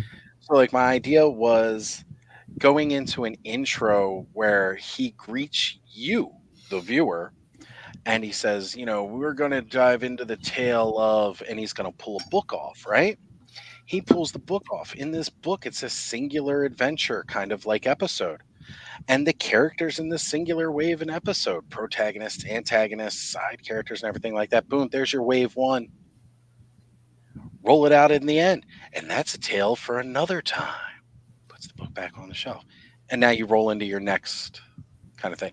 Now I'm saying this in public, and I never really wanted to go talk about it, but we're in toy therapy, and I'm giving more info than I've ever spoken publicly about this thing. And that's okay. I mean, it's So now somebody's going to go jack my stuff and go make this no, before no, I no. can ever launch it. But We only have 8 people watching, and they're all our friends. So if we have to go hunt somebody down, it's not that hard. we've got the short list people. Now, I can't say But anything about the replay later, but that's true. Yeah. but But in any case, though, like this is the idea of it.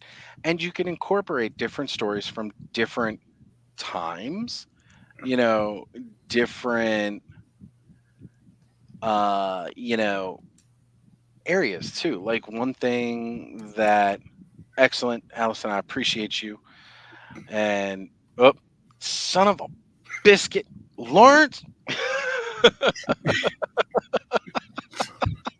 Lawrence is starting shit. He got me Okay. so mad I self-censored myself. Like I never do these things. But yeah, like you could have an entire episode about pirates, and then guess what? There's a wave of pirate toys out there and stuff See, but like there's that. nothing wrong with talking about it. I think that's one of the reasons why I kind of wanted to probe you on this, because Because I've been very cagey and haven't said it's not about it. that you've been cagey about it. It's just I see it as a possibility,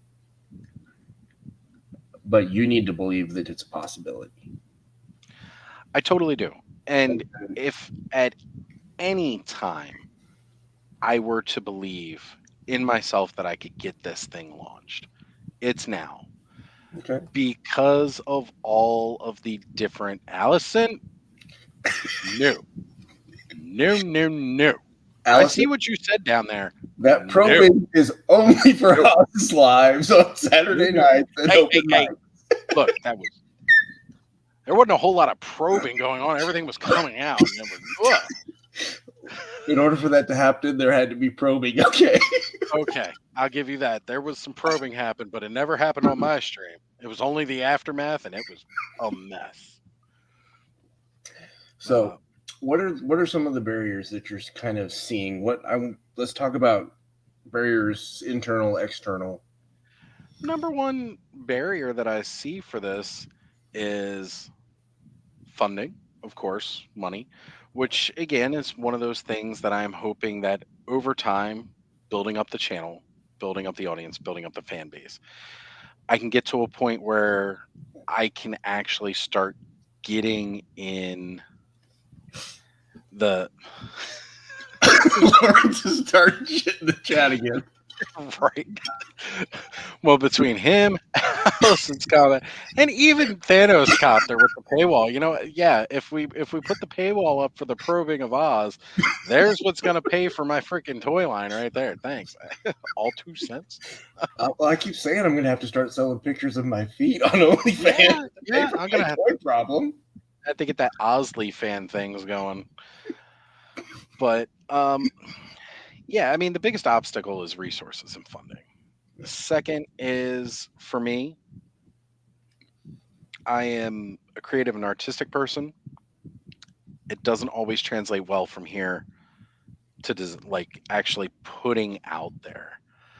Okay. And it's tough. Like right now, me and my buddy Josh, who you've seen in a couple chats previously, Jay Peregrine, he and I have developed all of 2 characters. Well, that's not true. We've got ideas and designs. We just haven't fleshed it out a little bit more. But we've done that step where we're still trying to create those. We're still trying to create the stories. I'm trying to do like 50 billion different things at once, and it's difficult, kind of thing to get this. And then on top of that, with me doing the channel, which was again out of nowhere, but I saw it as an opportunity to, okay, well, guess what? If I start doing these toy streams and I take this seriously now and I start doing this, then I have a perfect platform already to carry on with the other stuff. I can learn from doing my own channel. And when I'm ready to launch that other multimedia aspect of it, like launching a cartoon on a YouTube channel, I set Yeah. up the YouTube channel and I can launch the cartoon on the YouTube channel. And I've already learned from what I'm doing here. There's a lot of learning that I have to put into this. And so I'm not sure when I'll see it become a reality. But at the same point in time, it's, I can definitely see it happen. Okay. You know, You kind of talked about the next question, which was the supporting media, which was the cartoons and comics and all of yeah, that sort of those things that were given to us as children kind of programmed it. It was all encompassed right there. I mean, that's that was a how lot of we, us as kids didn't realize that we were being programmed with the cartoon, which was the advertisement for the toy for a half hour that we would get in between the advertisements of the toys that you would get for the next one. It's an interesting thing. Um, so the last question before we go into our kind of discussion, the other discussion for our independent toy lines that we're going to look at. Um, what are you doing every day to try to make that a reality? this. And again, it may not seem like much, but really, yes. Because even Lawrence is saying here, do you watch any YouTubers on how to grow your channel and how to make better videos for your viewers? I titled the very first episode or of me going live, I titled it How to Create a Successful YouTube Channel. And it was a very big play on words. I'd watched several videos on how to make successful YouTube channels. And what I got from it was if I wanted to create a successful YouTube channel, you label your video how to make a successful YouTube channel and then repeat the same things that you've seen 15 or so Million other times? guys say in their videos. Yeah. And that video alone will hit enough to start making your channel a successful YouTube channel.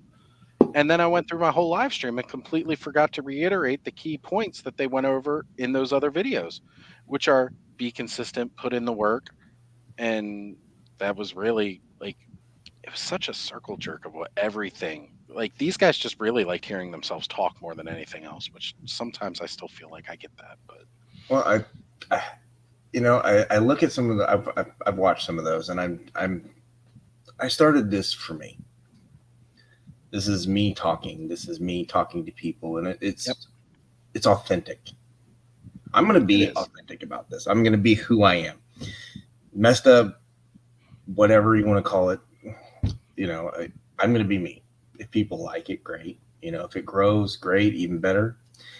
I know I have, at least some understanding of the world, even if it's just toys. Yeah. And, Well, it's, I determined to myself a while ago really what I thought a successful YouTube channel would be. I'm not going to measure it compared to other people's success. One of the ways that I can fund my other goals is definitely getting to that point where I get monetized. But even then, it's not like I've ever heard of anybody oh, in our we're, communities yeah, of we're such a toy small community. YouTubers getting rich off of toy Yeah. YouTube, you know? Um, Yeah. that's just kind of where it is. Like even the biggest guys that I look at, people like Pixel Dan and Dan Larson and all like that, they've got like 300K subscribers, Yeah. tons of Patreons and stuff like that, and they're so real, they're so chill. It's like one of those things where none of us are really into the YouTube thing for the money. We're into it because we love talking about toys and we like discussing these toys. So It's about having fun. yeah, if I'm not having fun, I'm not doing it. And If I'm having fun, and I'm bringing on people that honestly I think that because they should have a bigger following.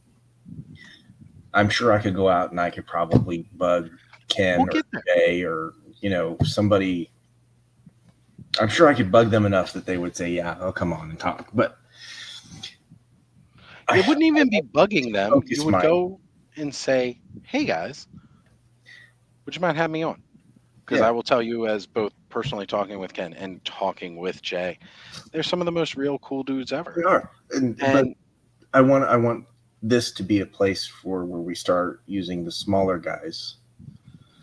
So people like you and Adam and Brick and Chris. I mean, there was a reason I had Chris on my first show. I mean, we've talked, we vibed a bunch. We've gotten we communicate a lot on the Discord, our Discord on the Geek That Life Discord, and it was just something that I want to focus on those people that don't get the focus that they should deserve. yeah, I totally So get that. It's one of the reasons why I like having everybody on my channel on Saturdays when we all hang out. yeah. I Well, mean, when the it's bigger also room, nice to see I'm putting faces to people, and it's I agree, because we've all known each other from the chats. We all see each other in the chats, but we don't see each other, and this is a way that we get to do that. I gotta tell you, man, the first time I went live with Skelly and actually putting my face out there, putting me on the camera, I was nervous as hell. I still get nervous before every stream. Like, do I look okay? Not in a I gotta look perfect sense, but like, do I look like a slob? yeah. Because There's a mild close to panic attack before I yeah, go on. yep, I'm noticing that it's just it gets me right there, and it's just like, okay, I can do this. I mean, I trained people, I trained rooms full of people, so it's not like I have no ability to talk to people. It's just oh yeah. I'm way out of practice, and I am an introvert. So it's like, And my biggest thing is I measure my success by my own standard. yeah, And the way I feel, I am already a successful YouTube channel. If my channel doesn't grow from beyond where it is at this point, I'd still consider myself a success. I'm not worried about growing. I No, mean, it's if it happens I naturally, have vicariously, because of people enjoying what I'm saying, I'm all for it. sure, sure, All for it. absolutely. But if That's it it doesn't, should be. I'm not gonna go crying. It is what it is at that point. I'm not gonna fight it. Right. I enjoy having fun, hanging out, talking about toys with people. It's I fun. enjoy seeing the same people each and every week. I mean, I like it when I see new faces too. Don't get me wrong. Like I'm when we first started seeing Lawrence pop up in different, Toy Frenzy chats and well. and I've been you know, giving Lawrence the business for about 6 months, so you know what? but I appreciate yeah, him being here. He doesn't have to, and I appreciate him coming. absolutely. Again, And it's one like of these. Jeremy J, he didn't have to be here, but he is. Right. Adam doesn't have to be here, but he is. I mean, I appreciate these people coming out. I mean, I that agree, means a lot. and I know Yes, exactly. Jeremy. Yes, at some point I will be talking to you because we're going to be talking about that damn board game. Right. I'm going to go. But again, it's one of those things where I know there's more that I got to do with my channel. I've there's a lot that I want to do with it that I haven't done yet, and at some point in time, I'm definitely going to. But I'm just enjoying the fact that I get to do this each and every week. I have a great group of fans that show up pretty much almost wherever I'm at, and I think that's one of the best things about this is I don't look at it as just they're my fans. These are my friends Yeah. hanging out and joining in. And I think that's great. Like the first time when I sent or when I was mentioning about having people come on, and the first time Thanos Copter was like, "Yeah, I'll come on." I No, was like, "No way! Wait a minute, wait a minute," exactly. because I've I've used to asked see him the chat. before. It's like, okay. I've asked him before, and he was just like, nah, nah. And then when he finally was like, yeah, I'm like, oh, this is gonna be great, Yeah, you know? it's cool. I mean, it's one of those things. I think this community, it we kind of bond together because we all have We do. this at least one thing that ties us together, which is toys. Yep. We're grown people playing with quote unquote childish things. That was the same way I built my GameStop up. My Yeah. GameStop when I started there was very low volume, very, very slow. And I started working there. And over the years, it built up and got bigger. And one core thing that remained the same was me. I didn't get transferred out to a lot of stores. When you go to a store, a lot of times the people get transferred out, they move on, and everything like that. One constant in the store was me. And then I built up and started bringing in other people. But I've realized everybody that's walking through my door, we've got this one thing in common. We love games, and that's why we're in this store. Hmm. And no matter what kind of game you're in, we can bond over something. See, there you go. That's Lawrence has got it right. Saying fans is cringe. I say viewers, but I like to think that many people have become friends. That's exactly how I feel about everybody in my chats. Like the people who show up every week, I mean, they're really not the people that are fans. showing up, they're talking. I would consider them friends. We may Absolutely. have differences of opinion on certain. That's okay. That's what we do as friends. We're going to have. If we all agreed on everything, it would be really damn boring. It would be. And it's totally okay to have a difference of opinion. Yeah. Like people can disagree on things all the time and still be friends. I think that's one of the best things about it Like, because maybe you have a point of view that I don't necessarily agree with, but yeah. if I see it from your perspective, at least I can understand that point of view. Yeah. Yeah. That's totally All cool. right. So we're going to segue back into our discussion. We're going to look at our what we're here for technically. Haha, sort of. Aside from, All right, where are we at? Here we go. Share That's a that. great Share time to that. And segue into that. there we go. These lovelies. I I was going to say, cannot this wait is a perfect to say enough segue about because, oh, Matthew Rodriguez just sent me a message on IG saying, thank you for the love. Because, of course, I was letting him know. And we got to talk up Armies of Ashmore because of the gorgeousness that these figures are. it's honestly these when I saw them the first time, I mean, when you see them in the non 3D, you're seeing them just in the pictures, it doesn't do them justice. When you see them like this in 3D on a table, when you see them standing next to other figures of the same scale, you can see That's, that is the image you want to see. yes. Because right here, they're all kind of very similar size and height. When you think of dinosaurs, they are like, at least to me, They should be larger large. than life. These things are huge. And so when they first And if started you look, showing the if you look at the back, you can kind of see this. You can see the toys that are behind it, and you can see that they're that much bigger than those. And those, are 6-inch figures. yeah, that was one of the best things when those pictures started coming out was this fact of these guys even next to like Masterverse, which are going more from 6 to 7, Yeah, 7.5 inch in scale. These guys are where it's at. yeah. It's And cool looking. I mean, it's really really cool. And of never course, been shot. you Oh know god. the for just the Kickstarter, mind you, the art is going to be different on those boxes for the Kickstarters, and it's going to be Nate. Are you kidding me? Well That's again, another selling point. you know, Um, I can't get enough of the fact that one of the main reasons that I get into Mythic Legion so much and love them is the Four Horsemen.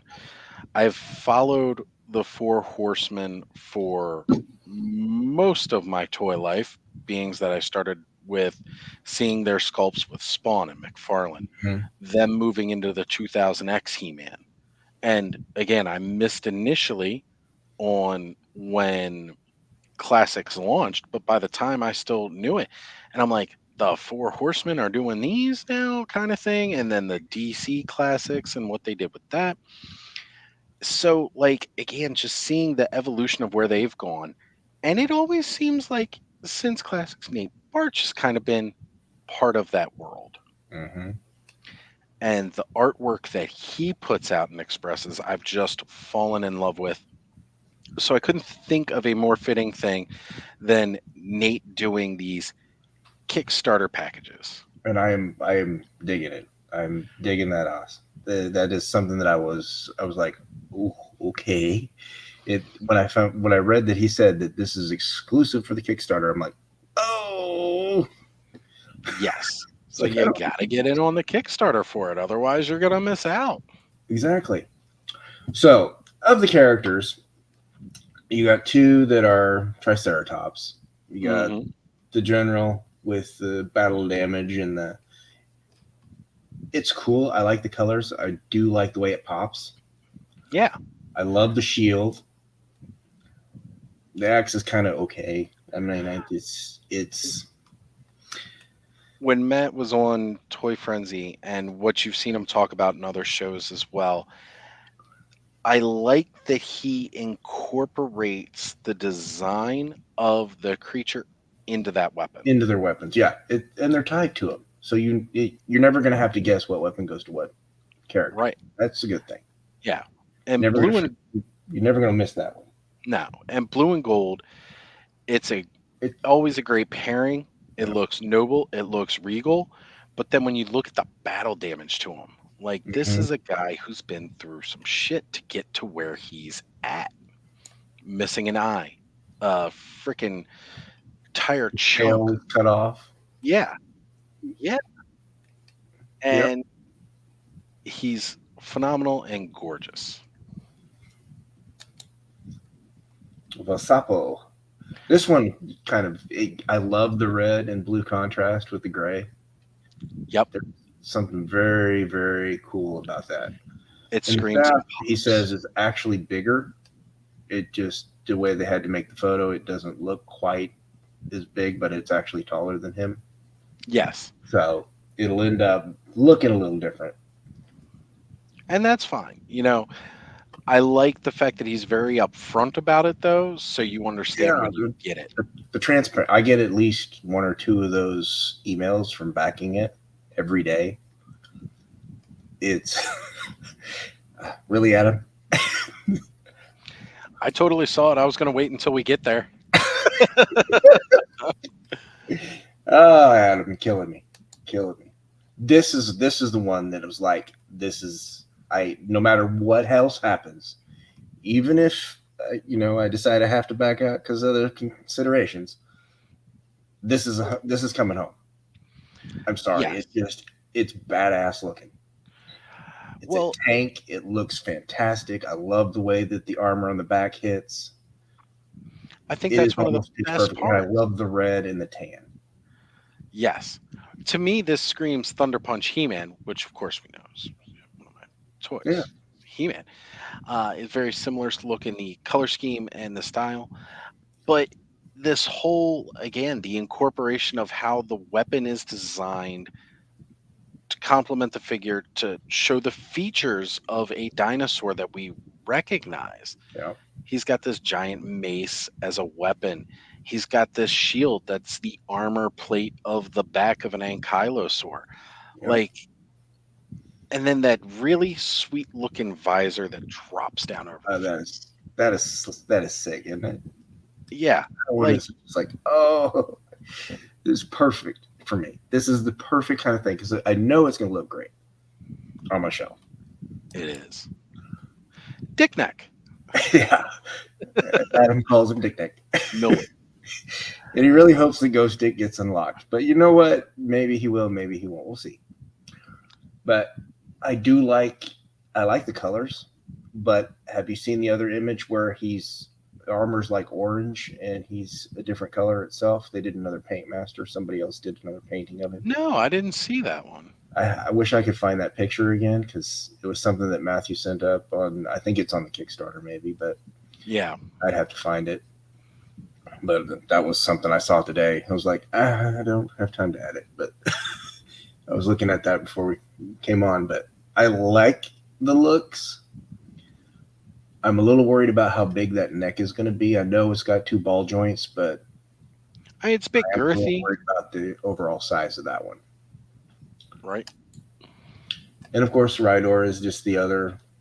I do like that he's got the same kind of coloration, so you kind of can do a little army building. Yes. I do like that they did do this shield and the axe is a different color, so the differentiation. But there's a lot of similarities. Yeah. Well, like you get that full completed head. This is more of that. Again, Traditional looking. yeah, he could be that army builder character, but at the same point in time, too, he's unique and individual. I like the fact that they showed off that there are ideas for army building when, well, we had the vote between Ghost Dick and, the army build. Yeah, the I albino. didn't I didn't necessarily like the idea of the figure you're planning on army building being a Kickstarter exclusive or a early backer kind of thing. Like I didn't like that kind of idea. Yeah. Give me that rare alternate figure like this. That makes sense. See, and like I said, I like translucent plastic, but I in my head, it'll look great, but I know it's going to break down over time. Yeah, of course, but It's going to break down at a faster rate than the other stuff. Now, this is the Wave Walker, which would be unlocked, I think, at 200. I'm not sure. And it is Blizzard. Yes. Now, this I would have liked a little. I would have preferred this over the other one, but I know this is the reason why this one wasn't chosen is because it would be more tooling It is. There's versus more the other individualized. Right. I mean, one of the main things he's always said was the fact that one. uh you know, one of the main reasons that the figures are the way they are in this first wave is because of the shared parts. And Yeah, you start getting into a guy like this, you can see some of those you're shared gonna see. elements, Yeah, but but if they got to 200,000, then they would have the money to do the tooling. So right, because that goes into it. So, and he's definitely one of these more seaworthy ones again, perfectly named with Wave Walker. His weapon again reflects that plesiosaur style look. mm, He himself looks, like so aquatic, and yet you when I definitely saw just this, see him I more. was like, "Ooh, that's kind of cool. It's different, Yeah, and it's exactly. different enough from the others that it stands out." So I'm hoping we'll get there, but I'm not. You know, this is This what sold me more than anything else. As soon as he said that, it was just like I had to go back and change my pledge because now I get to do my own. That's right. It's Get paint by me numbers. right. You get a complete slate figure straight down to the paint. As basic could be. Here is the light gray plastic, and it's yours from here.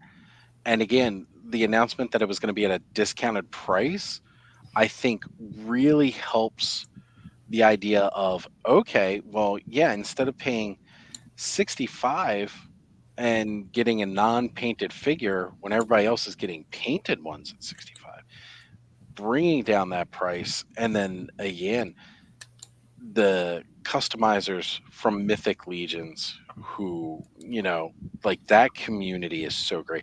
Toy customizers in general, I know figuratively speaking, John was having several customizers on tonight. I was popped in there before coming on here with you tonight, and it is such a big part of the toy community now to customize, make your own figures.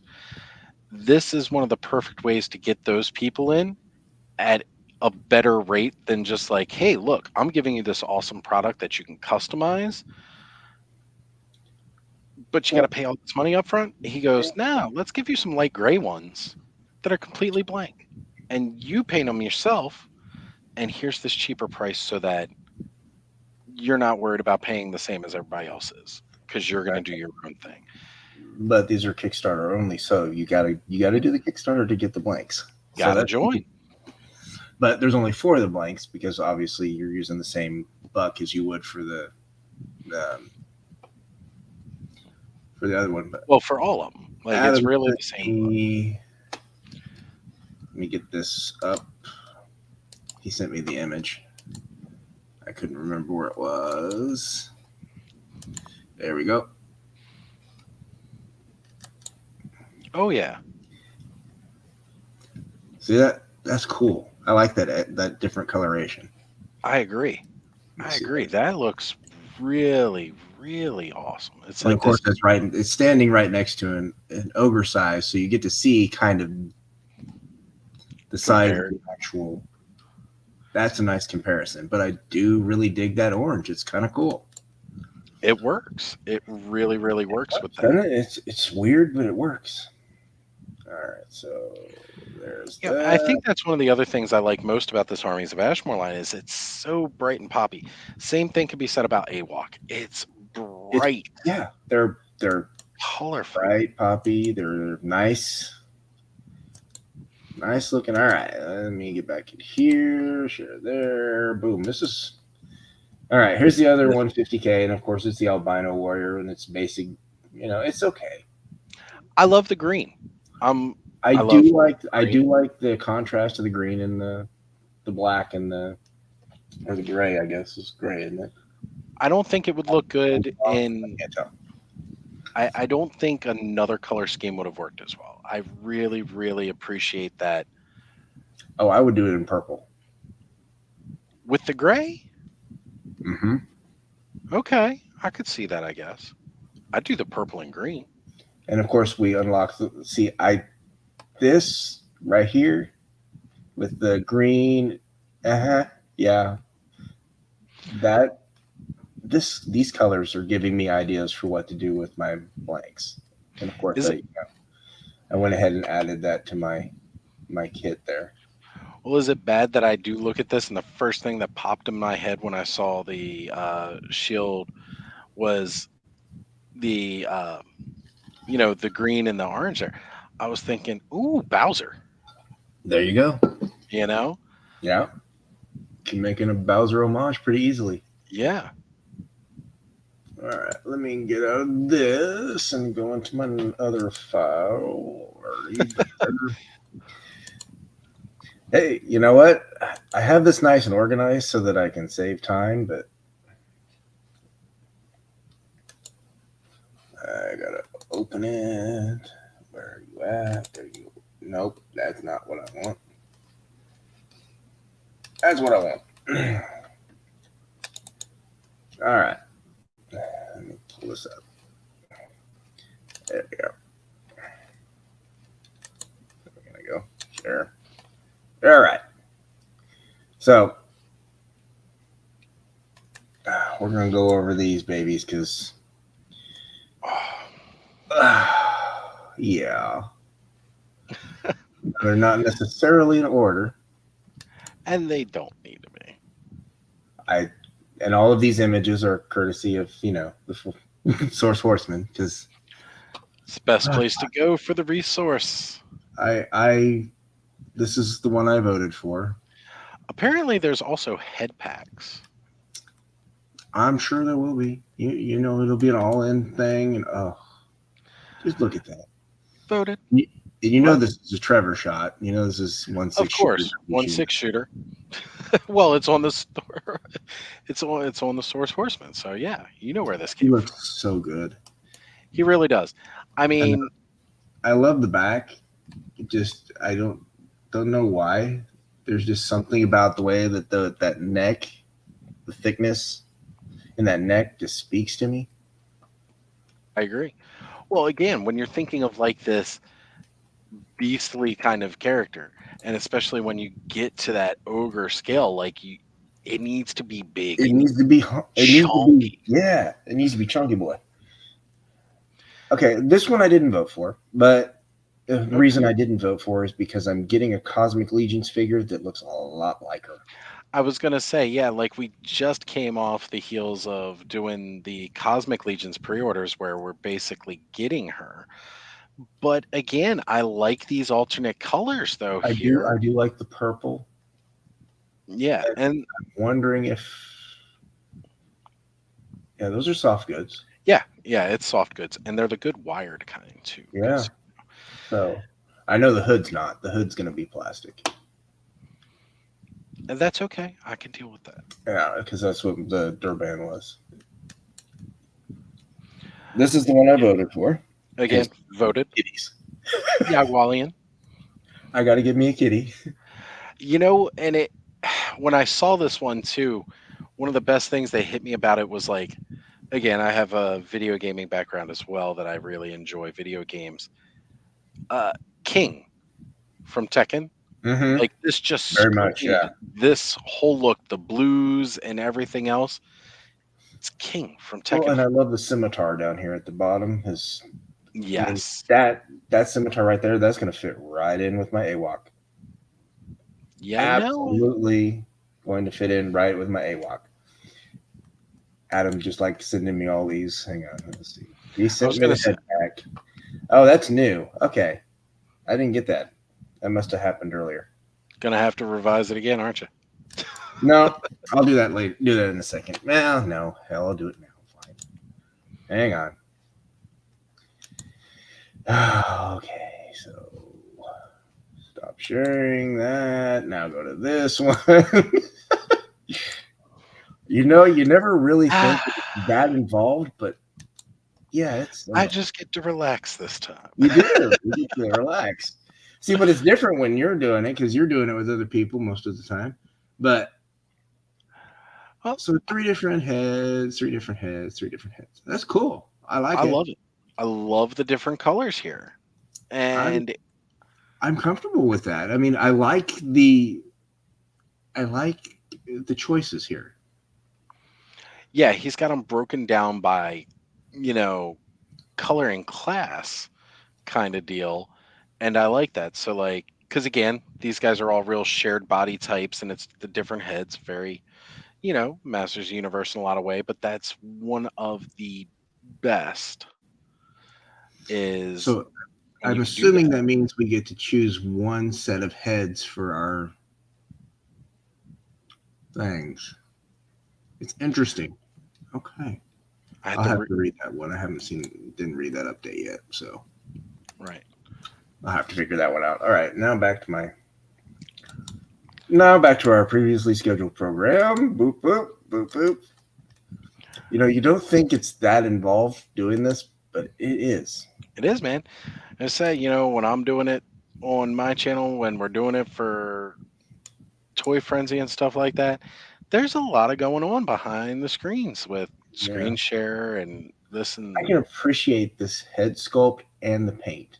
I'm yes, sorry, but that paint job that's fantastic. the individual spots going through Yeah. the different highlights and stuff along the fur because it's not even just like, okay, here's solid orange, but Well, again, that's that caliber of expectation we have when we look at Mythic look Legion. at look at the armor. Oh yeah, Just detailing in the armor and the weapons, like it's you've there's something. This one just immediately when I saw it, knowing nothing about the character, didn't care. It was like I'm voting for that one. yes, well again, it's anthropomorphic. We've got the tail as well. I mean, You it's know, just there's something about the way that like the anthropomorphic ones look that just literally goes, yes, I will take two of those, please. right? Adam had said very clearly that he was doing like, he was voting for tails and absolutely got to vote for the tail. But I mean, it makes sense again. Like this is just But really, for really people who cool. don't want the tails, you have Take this it off. option. You take it off. Well, he's still got the tail there, but you could Yeah, take it off because they've got that. yeah. You've got the tail that you can take off, and you've got a hood that you can put on his. I like the armored head too. Right? So again, that might be one where I do one in the thing and one out. I don't I know. just I love the blue aesthetic with that. I want to say Not it's like a purple, but Yeah, it's it's like not purple quite. gray. Yeah, that blue with the gold really pops again, as we Hmm. were just talking about, and then you got this like purplish, but not like in your face that works with it. It looks so regal, It and yet does. it also makes like the weapon look enchanted without being necessarily enchanted, Yeah. which I like. But Well, it's and I like the fact that it's not just a silver sword. right. I mean, you could have gone very basic, but it's something. It's very much a contrast with the rest of it. So I Yeah. kind of like that. Ah, here's another demon, demon, demon. I like it. It gives me like legend, the Oh yeah, movie darkness. legend vibes. Yep. I got the Domestros, so I don't know that I needed this one. About the PowerCon one. Yeah, I was gonna say, I I'm gonna just I kick don't know. myself if I don't make it to PowerCon, but I'm going to PowerCon because I want the exclusive. Yeah.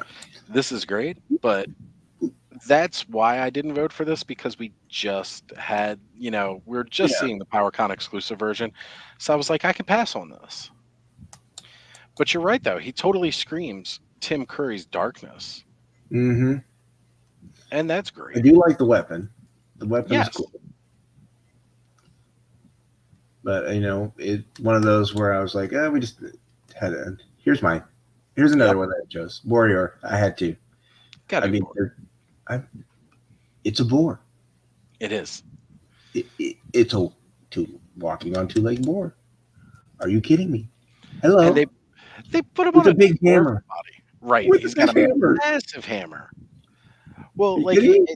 it takes me right back to like, what if, we've most of us have seen The Hobbit and The Lord of the Rings, and I'm just thinking about like, what if one of the dwarf boar mounts kind of like, well, they were riding more on the goats and that, but Yeah, like what if they just got tired and stood up and said, you know what, I've had enough of this shit, exactly. and took But the armor, put it on itself. I don't know. There's always something about these animal humanistic animals that just makes me go, ooh, hello, I will take you and I will put you in my shell. Big I axe, will big hammer, big find something. mace, tank. John, figuratively speaking, has joined in the chat there saying that Warrior warrior bacon. bacon. I love it. Eldor has joined us as well. Yes, yes. Warrior bacon. Yeah, well, you know what? It's not a piece. That's definitely not a pig I'm cooking. And here's the both our shadow horn. It's Yes. the dwarf. I do. I like dwarfs. I mean, that's one of the reasons I got one of the builders. Right. But I mean, I dig the red beard. he's not the dwarf I want from this wave. Right. Does that make Nah, sense? But I I love dig the it. helmet. I dig Yeah. the extra. I like the teal armor and the gold or the bronze. Yeah, that more Very bronze much. look. It's a very cool look. I was gonna But say very, very similar to one of Eldor's customs he had recently done. no, this is the guy. This is the man. Bromden. Yes. This is the one I voted for Okay. because I mean What- I dig the beard, uh, and That's I a dig hell of a beard. the beard, the whole thing. There's just something about the way that he looks. It was between him and Noglin. I mean, but I have more affinity toward dwarves than I do. You know, Again, I like the armor. The I do. accents in The the armor's armor cool. with the red, the black, and I the like the little gold. stripes on the arms and the. I And mean, there's look, just little touches and flourishes. this dwarf is built for speed. He's low, he's got a nice center of gravity, and he's got racing stripes. And I love the secondary helmet. Yes, with the little bat on top or dragon. I Yeah, think there you go. dragon. You see it go there, dragon. You know, That's it so cool. the sculpt on that seemed just so very Harryhausen. Hmm. Like if Well, the and just Kraken look at had wings. the front with this look where you get that kind of fur. Hmm. I mean, We need that's more fur like this with other characters. yeah, that is just to me. It was just cool. And then Again, giant it's like freaking hammer. giant sword, Yeah, yeah, for a dwarf, absolutely. a massive shield. And It look was at the like, yeah, detail on this that is the shield one that I too. want. We get a vampire. We get our Carpathians. I Yeah, just, I, I'm torn I on the voted vampires because this. I do kind of like the way they look, but they're all kind of starting to look the same. Well, the main reason I went for this is because again, it's bringing back an older character that you can't get. Now, some people just kind of had these not too long ago, but Hmm. for me, I'm new, and I was like, okay, I got to go this route. Well, I love the purple. I do. I love the purple. I love the. Hands I just. down. It's just something about the heads that are just. They look a little too. You Maybe know they're. what? Maybe if I put a Varg head on them, I would feel better. You know what head I'm planning on putting on that? Some kind of green flaming pumpkin, Oh, okay. I could see that. especially with those purple accents. And here's your favorites. Your Skellies. I love 'em. Like Maybe I do. I don't know. You can tell the reason, like the last one, you know that it's a really early one when it only has one photo. yeah, Because a lot of the ones that I could only find one photo, like again, he I really knew looks just those were older figures. See, very those are similar to cool. Malleus. But for me, what I love about these two is, being a kid in that battle in Jason and the Argonauts. Hmm. And these just, they scream that to me every time I look at them. It's one of the reasons why I'm like all about that Skeleton Warrior 2 pack for Masters coming up. I like him. I like that his sword looks weathered, like it was in the battleground with him. Yeah, the Army of the Undead. I So. see that there, Adam. Adam doesn't like Skellies. He doesn't, and that's I'm. okay. He's totally It's not. It's not what I would want, but everybody's got their loves, and they're okay. They're not. They don't do anything for me, and it's fine. but you know what though? That's also one of those reasons why I can just kind of go for I don't necessarily have to vote because like I don't have to vote for a skeleton because I know they're going to get a ton of support and there are other figures that I want to see more Man, than another skeleton. As much yeah. as I love skeletons, I love my skeletons. Everybody would think that's where I'm going to go. But the thing But is, you know with the what? skeletons, a lot of it is stuff you could make with custom. I mean, you can make Yeah, one. it's very easy to paint up a red skeleton. I mean, it's not like there's going to be a whole lot of things. Let's see. This is Faustia. Hmm. Again, that hood just looking really, really good. I do like the shield, the emblem on the breastplate. Yeah, Just something very cool, very like King Arthur ish, Knights of the totally. Round Table ish kind of thing. I do Again, like the gold and red. Very much dig the color scheme, but again, I just the shield to me looks like a bullseye, though. yeah, well, don't most shields technically look like bullseyes? I mean, hey, if I want them to hit somewhere, I'd rather them hit the shield than a soft part. Yeah. So, And I do like the soft goods again. We're back to the soft goods.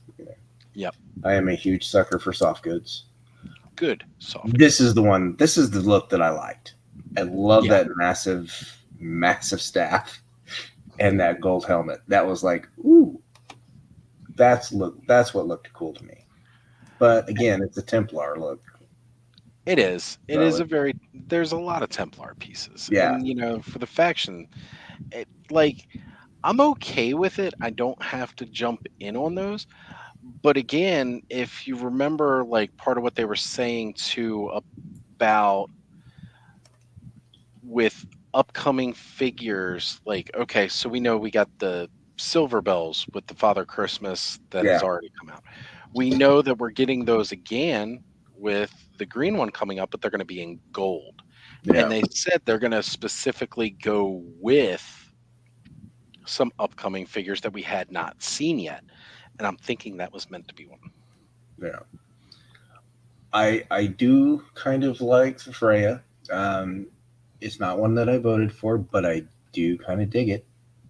I love it. My Valkyries, like my Nordic, very much dig the Well, look. again, all about barbarians and loving, like you said, Valkyries and then Nordic look. It's like the Shira tribute redone. Yeah, Um, this strikes me as like Skyrim in figure form. Completely. Yeah. The whole Noble Bear line is just I that. love I mean, that shield right there. I mean, it's that's one of the first shields you can get in Skyrim. It's like, oh, okay, I dig it. Standard iron shield. Looks great. Yeah. And even just the weapon, like the red on the handle for the sword there, the red wrap. Hmm. It's like, it's so basic, but it looks really good. There's just they do the meticulous little details that you don't really see until you have it in hand or you see a really good picture, and then you can appreciate it more. It's like when I'm looking at the shoulder armor, there's little paint details that you don't see at a distance. Adam just starting over here. Hey, it's okay. And I totally get what he's saying about that too, because it's so common. It is. I mean, you look at, like Darth Maul, the Sith, it's always red, gold, red, gold. I mean, No, Gorthok. I do kind of like the color palette for the head. I kind of dig the he screams to me like, okay, like, in Tolkien, you've got orcs, you got goblins, Urkai. Yeah, and then you got Urukai. And that's what that he's. is what Yeah, he is. yeah. I love that secondary sword, Oh, yes. and I dig the helmet. The helmet is phenomenal.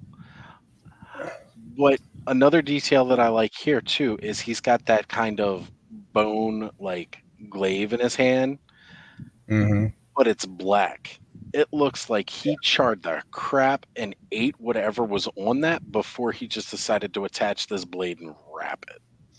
Well, and if you look right here in the leg, you can see the sinew of the muscle. I mean, that's a detail. It's a very, very tight detail. And it's one of the things that I really dig. Okay, this is, Onion soldier I just, or onion knight, whatever. yeah, I can't. Nope. Definitely. Okay, good. So I'm not the only one that's just like, yeah, that He's doesn't. fun. Again, He's it's the same sword that we just saw, but I dig the sword, but I'm not buying a figure for a sword. Not this level. well, I like that sword and I like the sword that's on the ground next to him. Yeah, I, This is I just think they're not for cool. me. But Yeah, I'll pass on it. All right, here's your Lord Valeris. Veteris. Jesus, I can't read my handwriting over there. Lord Veteris. Typical guy, typical knight. he's a knight. He's a knight. I mean, He's a knight. okay, We'll go with that. I like that look Yes. where you can make him something, you know, A little a more little more frightening. intimidating. Yes. But the other way just didn't do much for me. I can agree with that. And here's another, but this is an earlier character, right, Magnus? Yes.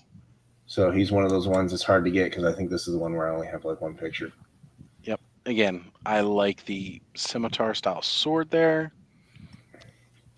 I like the double bladed axe, but it's He's a little bland overall.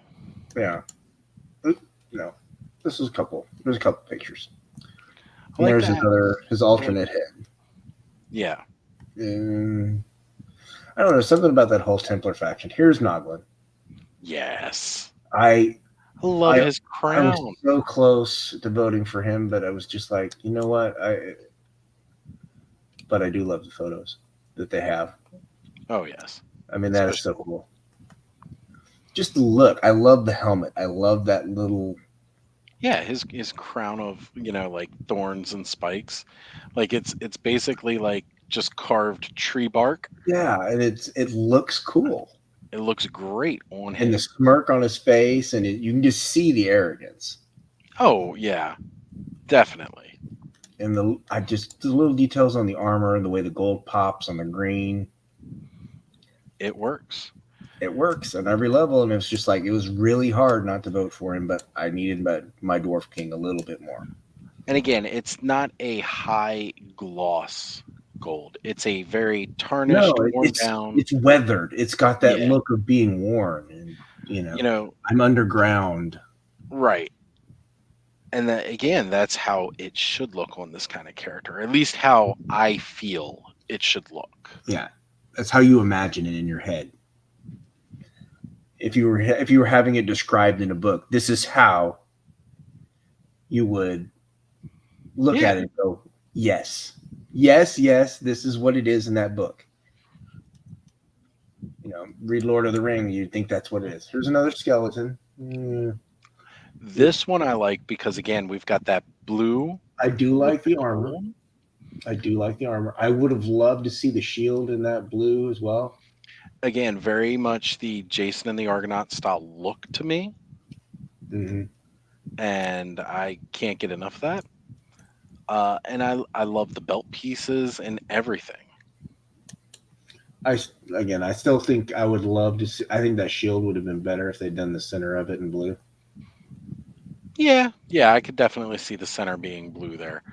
Or And maybe even at least that outer ring if they like dry brushed blue on that. yeah, something to give it a little bit different contrast. It just that gold just kind of goes, It's eh. yeah, very solid gold to a much more colorful character.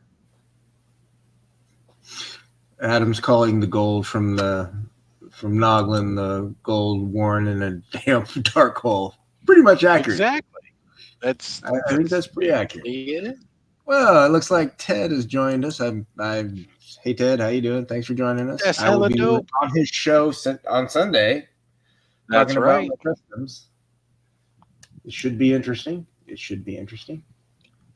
And see, I this do is like what the pushed me for secondary this. head, but apparently the picture is terrible. Don't know what happened there, but alrighty then. But I do like the secondary head. I do like the Roman gladiator, Right. Roman legionnaire kind of helmet. It's kind of cool. And here's another knights or Galeron. I don't know. I don't know about the knights. I'm having a hard time. When I've seen this same like helmet sculpt and everything else, like this looks cooler, but it just feels like I've just seen this guy 3 times in this wave already. Well, that's kind of what I get with all of the. And I'm not saying this negatively. I'm saying when I see the human characters, it kind of meshes together. When I start seeing the non-human, I see the kind of differentiation that I like. I like variety. Right. And Thanos is even saying these bucket heads just don't do it for me. And yeah, the same way that skeletons aren't Adam's thing, like This screams continuous. anime head to me. I mean, Oh yeah, that helmet okay. sculpt and everything. Mm-hmm. But I like that. And what I like about this is it shows you again because they use this helmet on several different types of characters. It gives a very different feel And I like the depending on kind of like a bone. I want to say it's like a bone steel, Yes, bone colored. I do very like the bone contrast, pearl and I color. like the purple kind of pop right there. I mean, it's. I just it doesn't. The Knights don't overall do anything for me. Um, Yeah. I mean, there's. I See, like Adam's that with they're, me. Adam's yeah, with me. He doesn't really care about the Knights either. It's just. I agree. I'm It's more of not. a barbarian guy myself. What I I don't. like is the detailing that they're putting in the Oh, there armor, at is. It's least, fantastic. It looks great. It's just because not what I would want for my. right, like I don't have to have that in my collection, but I can admire it. Oh, they're beautiful. Everything. I don't think there's too many of the figures that I just don't like. Yeah, it's Okay, just some Adam's call to correcting me more. me. The armor is actually pearlescent.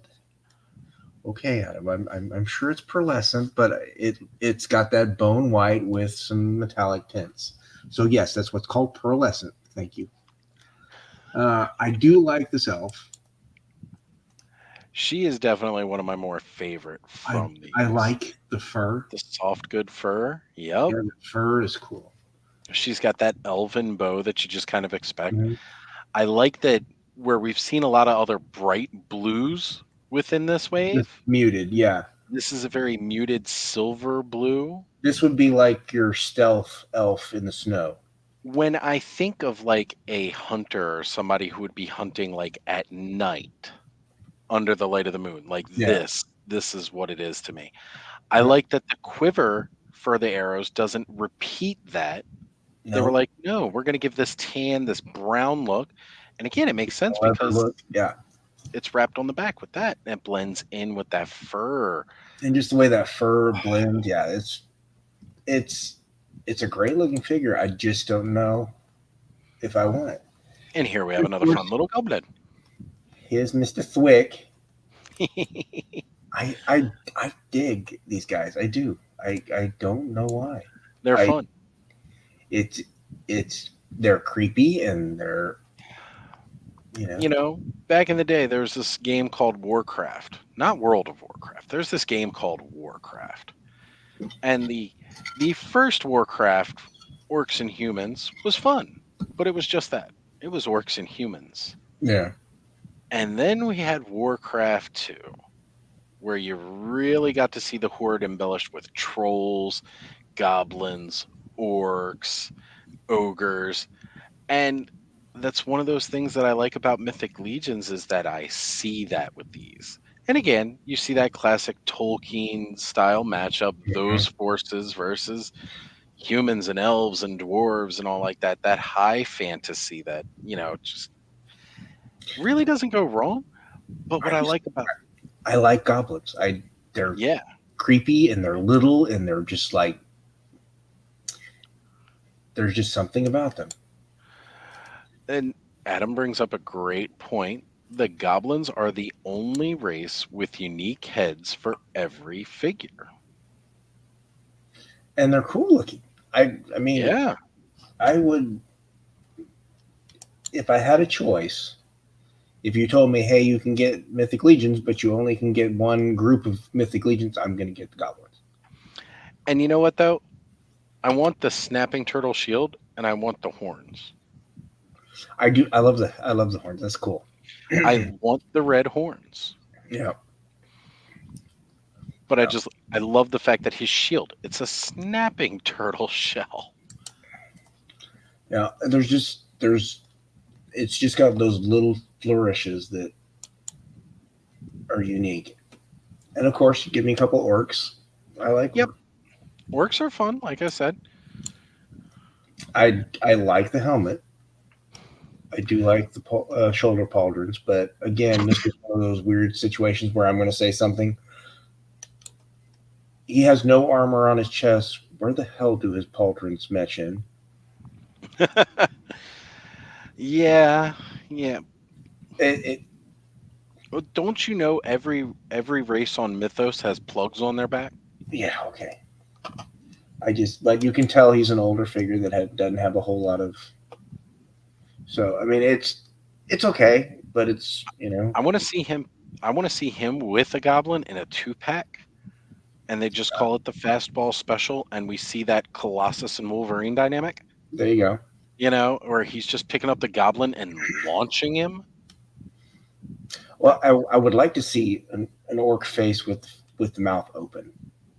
Yeah, you just see the teeth, the You see the gnarly teeth, maw. and the that would be cool. Now, what I want to see is a troll picking up an ogre, picking up an orc, picking up a goblin.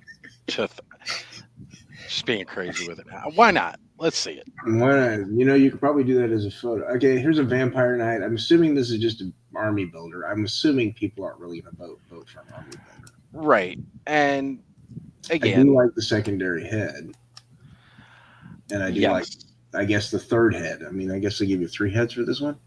Yeah, And it looks see, like, they did the purple there. and I They like, didn't do the blue on Pixis. I I dig the black and purple, but you know what excites me even more though is matching that with like the green from the Father Christmas, like in some parts, because green and purple and black, it just look awesome in different ways. Like I don't know, the color scheme for that is great, but it's just your standard vampire knight. Yeah, I do like the little. I mean, The that's buckles, little buckles. It's just it's a little detail. And of course, that here's a warthog. I believe warthog. Yeah, he's just standard orc. yeah, I do love the big ass hammer. I do love love the hammer, the big old love the shield, shield, and I love the like bare feet. I like the fur loincloth. I'm That just realizing how much of a tartan look that is, but it's chainmail. yeah. But like it looks good. Mm-hmm. But again, he's an orc. Standard looking. I'm gonna say it like I've said it before. If they could, if Mattel would set up a parts buying system.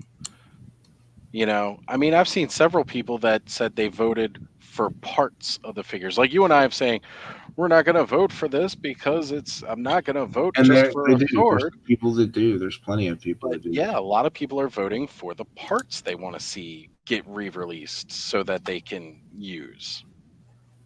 And I get that and I understand that.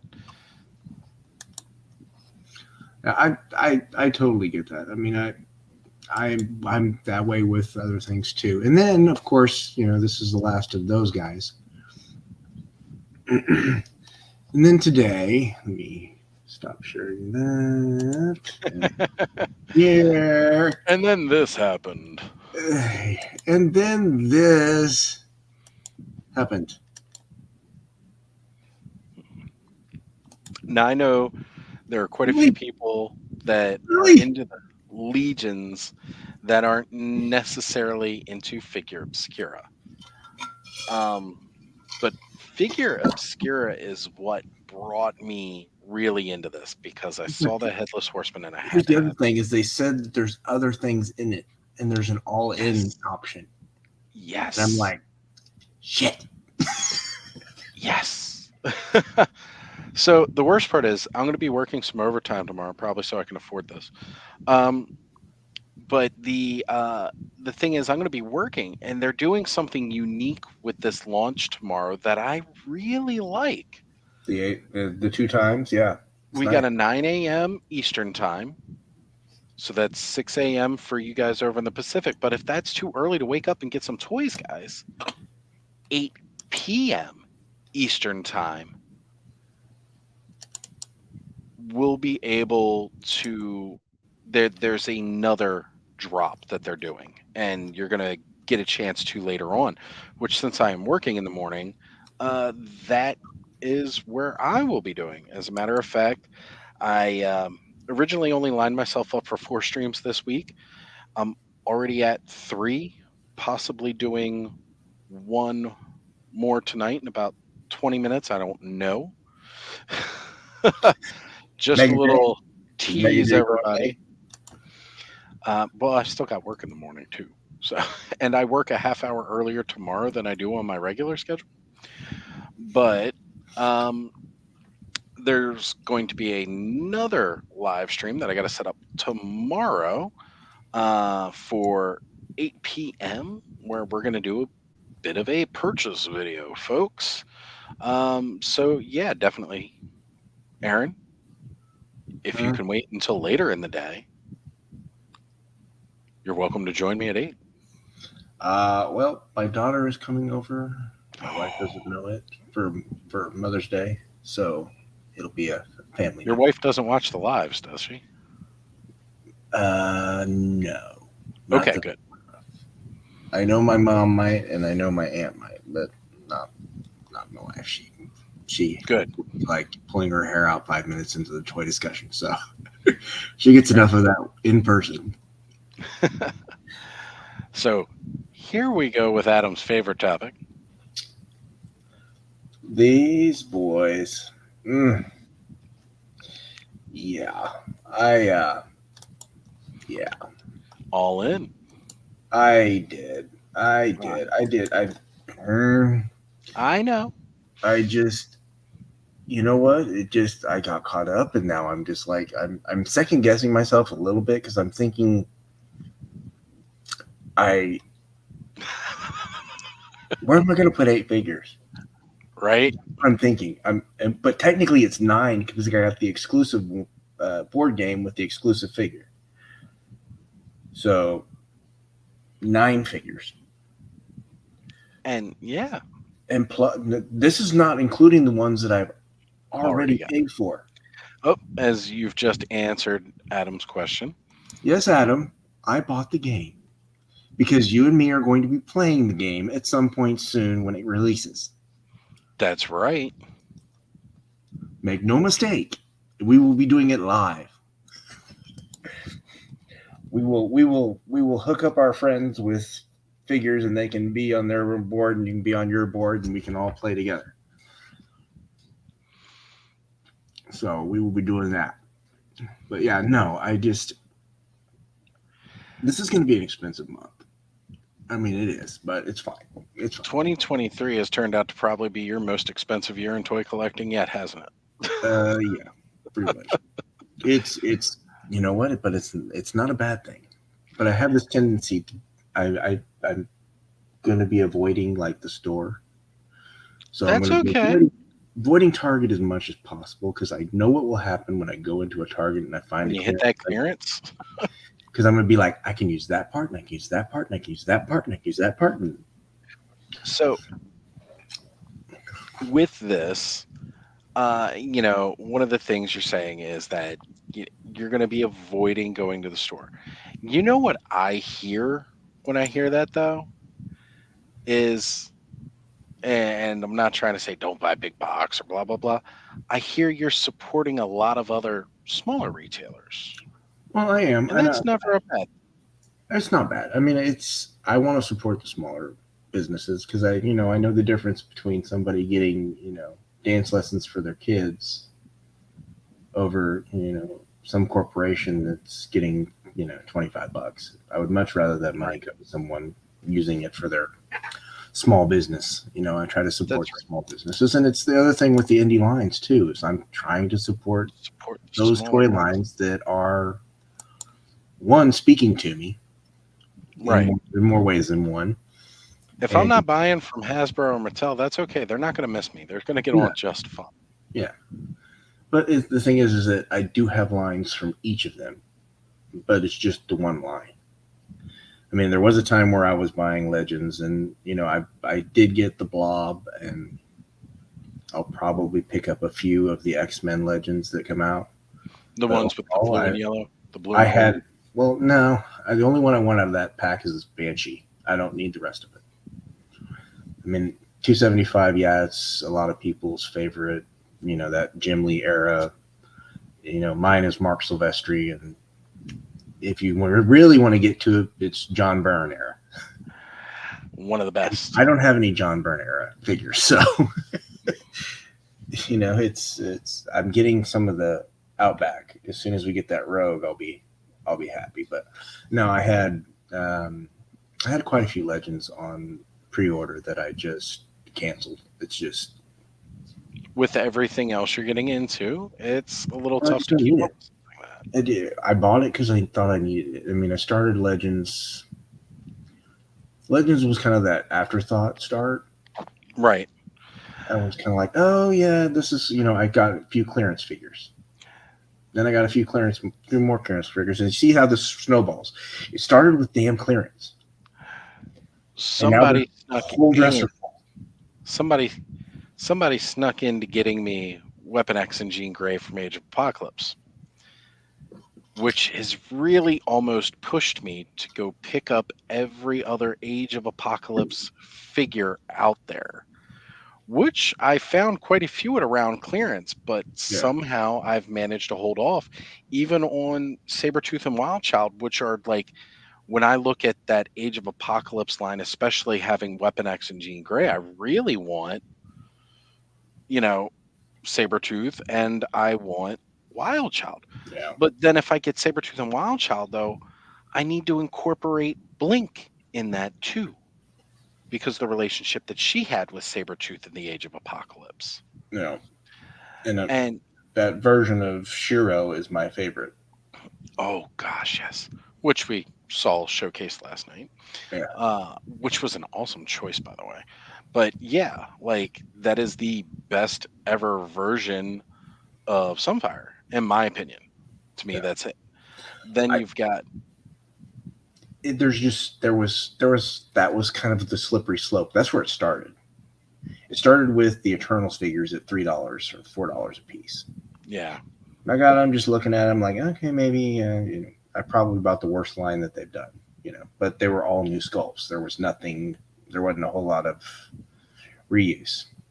And then I bought all of that wave with the Sugar Man, and then I bought the wave with Colossus, hmm and that's where it started. And I was like, you know what? I'm just gonna get the X-Men that I got in my Toy Biz line, and this is like the early Toy Biz line. it's funny because I Then had it, these then in it's kind Toy of Biz. moved. Then it navigated to from there. Now I have a Fantastic Four shelf. I have an Avengers shelf. I had all of my movie figures out, but most of them are put up now. I've wanted to get like nearly every Venom figure they've kind of put out.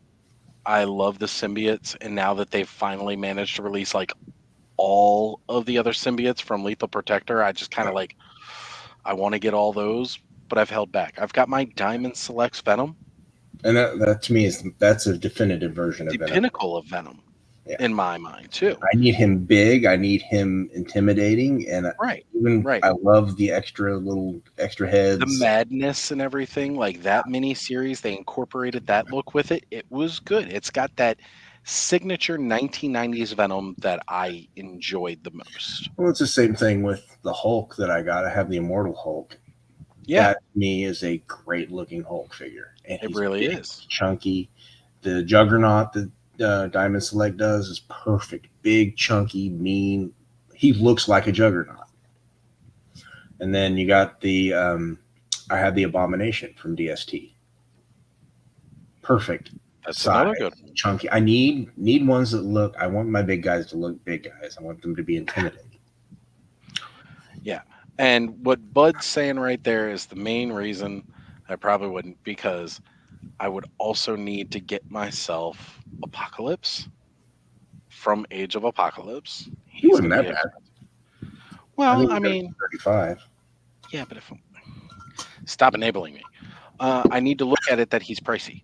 Also getting Holocaust, because again, I can't Oh, get Holocaust would be ridiculous because yeah, because he wasn't released in these Age of yeah, Apocalypse waves. no, He was released back. way back. Yep. So like He's he's gonna be he's a in huge this price. 75 $85 range.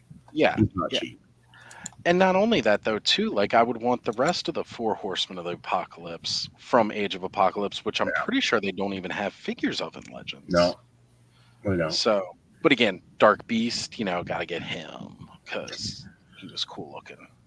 Yeah, I just there's slippery slopes, and it's one of those things. I I've fallen down this rabbit hole that is Mythic, and then My Adam bad. and Rick, and I'm falling down the AWOC hole. So I have to trim somewhere. So Legends was trimmed, and then Action Force was trimmed because it's Action Force to me is starting to get to the point where it was redundant for my Joes. When I started getting Action Force, there wasn't as many Joe figures as they have now. So it was kind of like, okay, well, I was getting something that was Joe adjacent. Of Now I'm course, to the yeah. point where it's just like, I And don't that's need it. okay.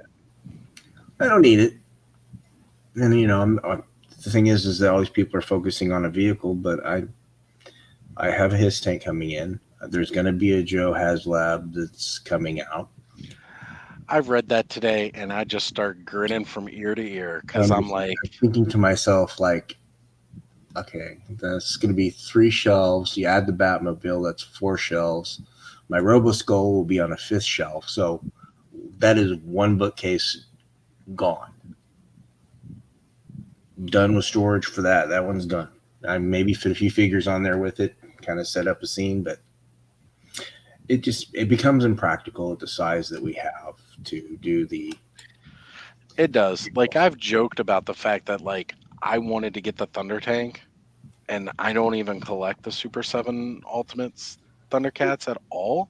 It's actually a good looking vehicle. It's just But just having the Thunder Tank by itself, it's like, yeah, that's my Thundercats collection. That masterpiece. yeah. It literally is it is a coffee table. Yeah.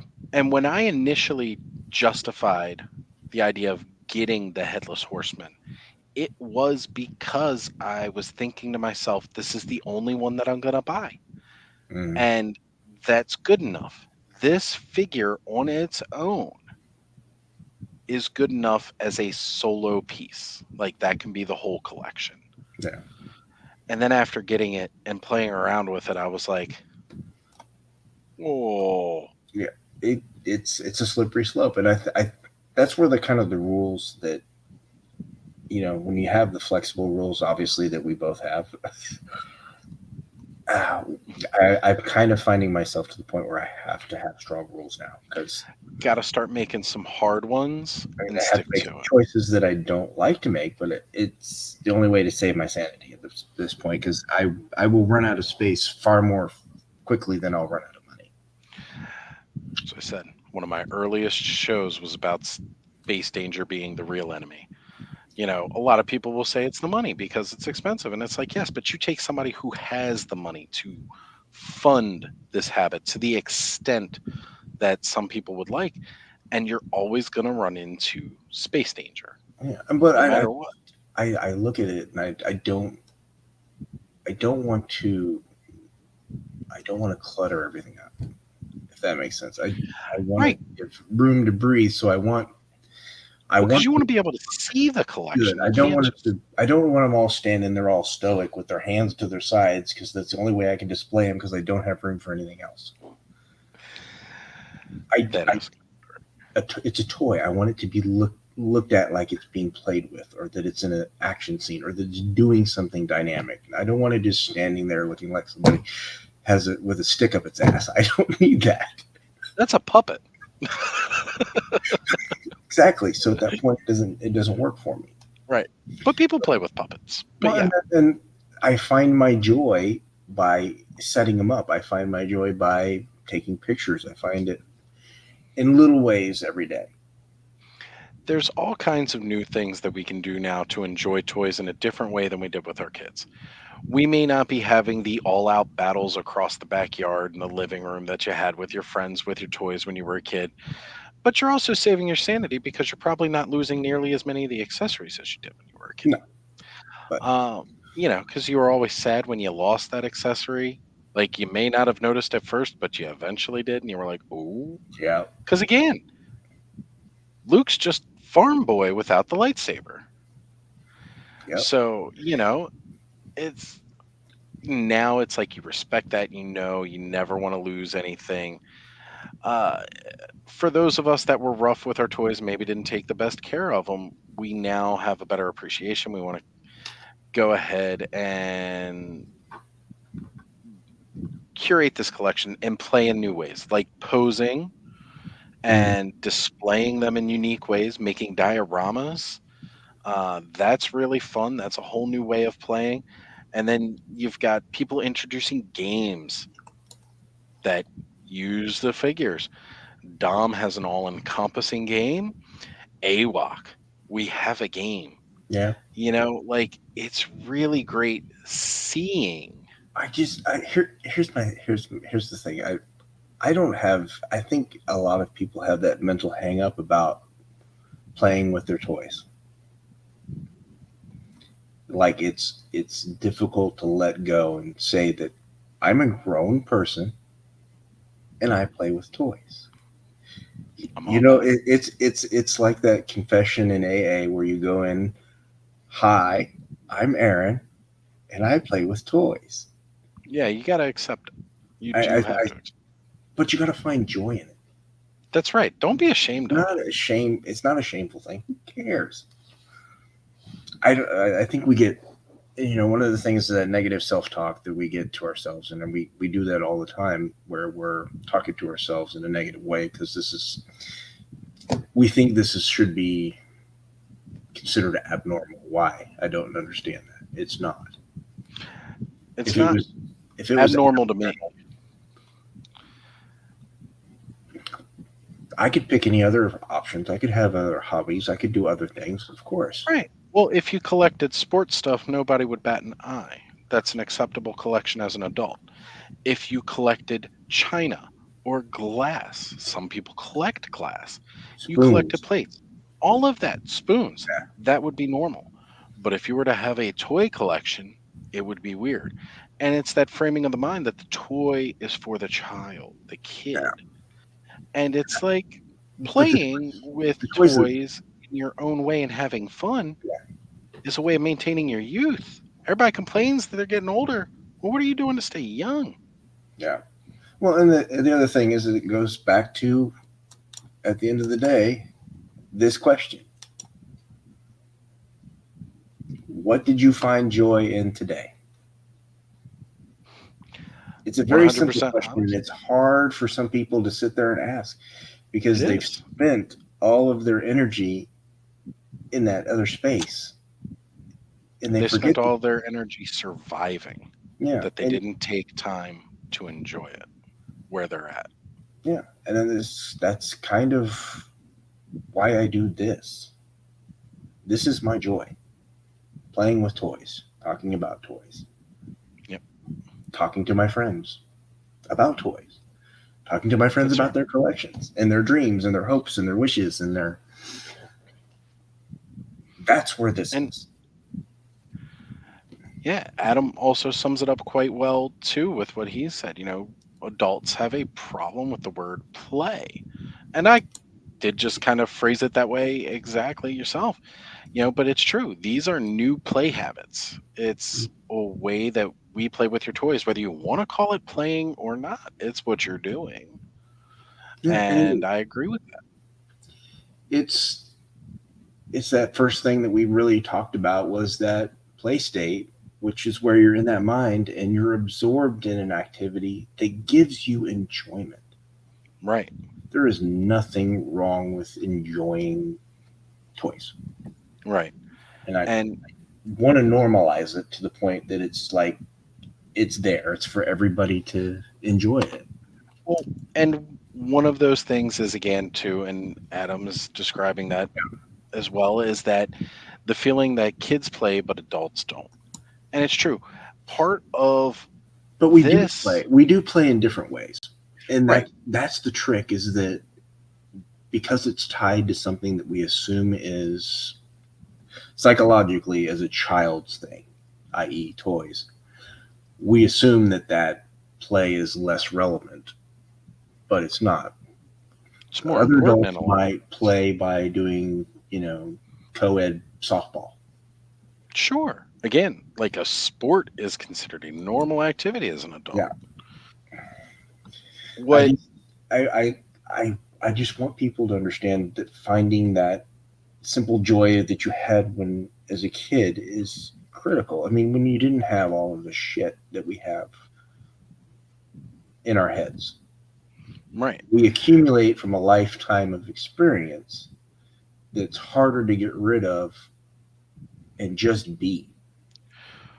Well, one of the things is we're a generation now where most of us are entering into that, getting to the point where we're looking at middle age. You know, I'm not looking at it; it's right there. the the joke of the midlife crisis of you buy the sports car, you get the young girlfriend or whatever like that. And then people saying that, well, we're doing the toy thing and that's kind of like our midlife crisis. I would Here's say my it's thing probably accurate for me here. Okay, somewhat, I but can see. it's not a crisis. For It's me, a what change in my priorities for my mental health because I know what toys have always meant to me. right. And Well, even when it wasn't quote unquote normalized, I still was going to be, I was a toy collector in my 20s.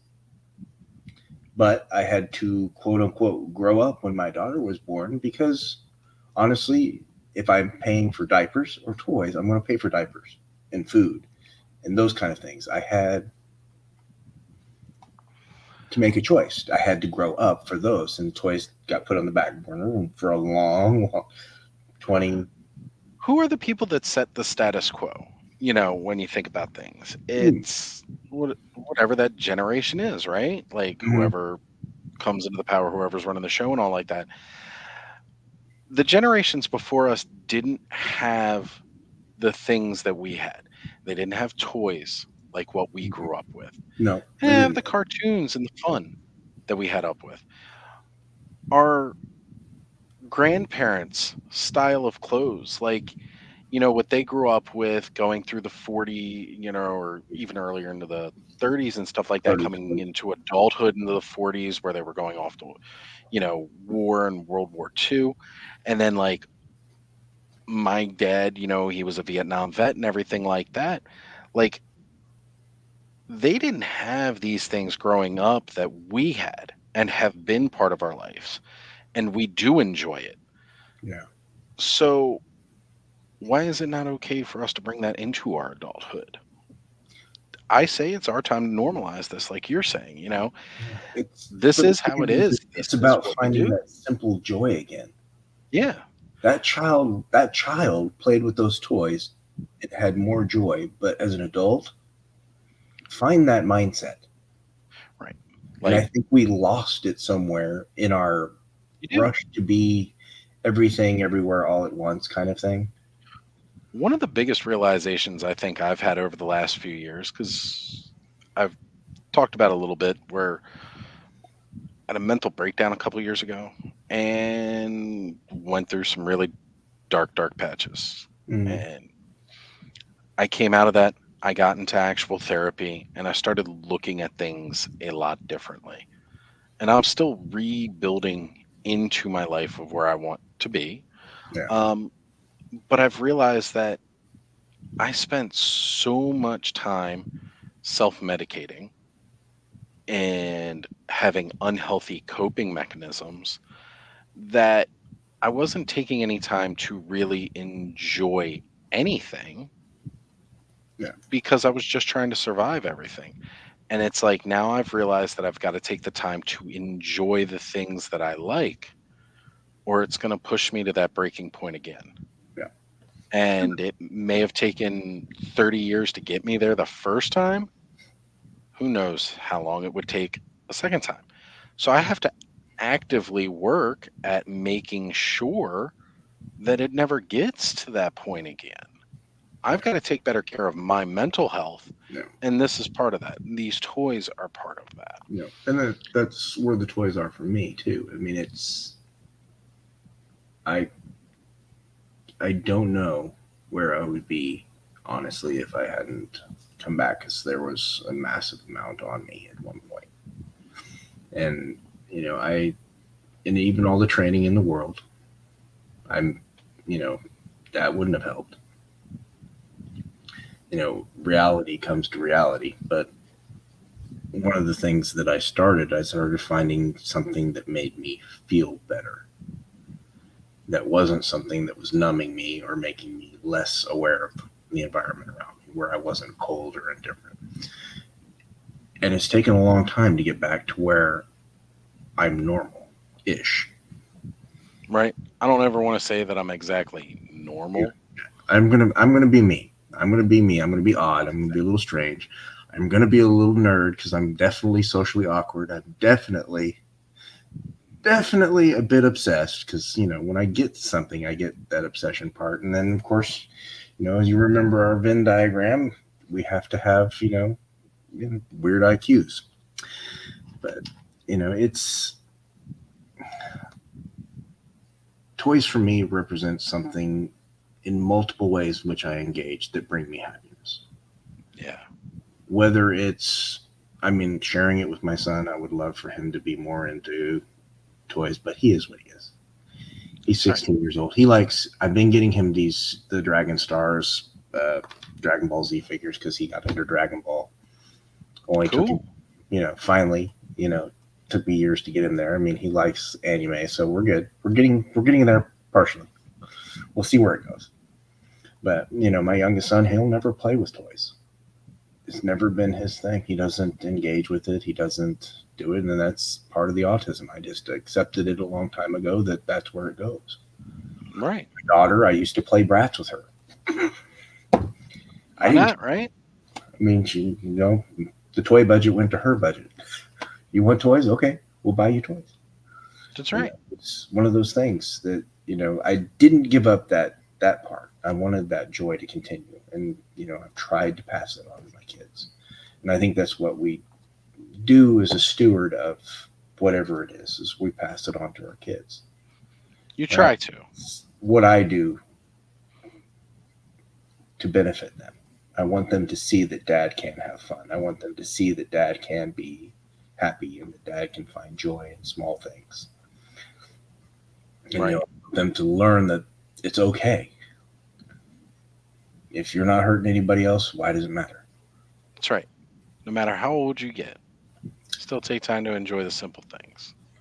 So And sometimes just buying yourself a toy and playing with it, one of the most simple things you can enjoy.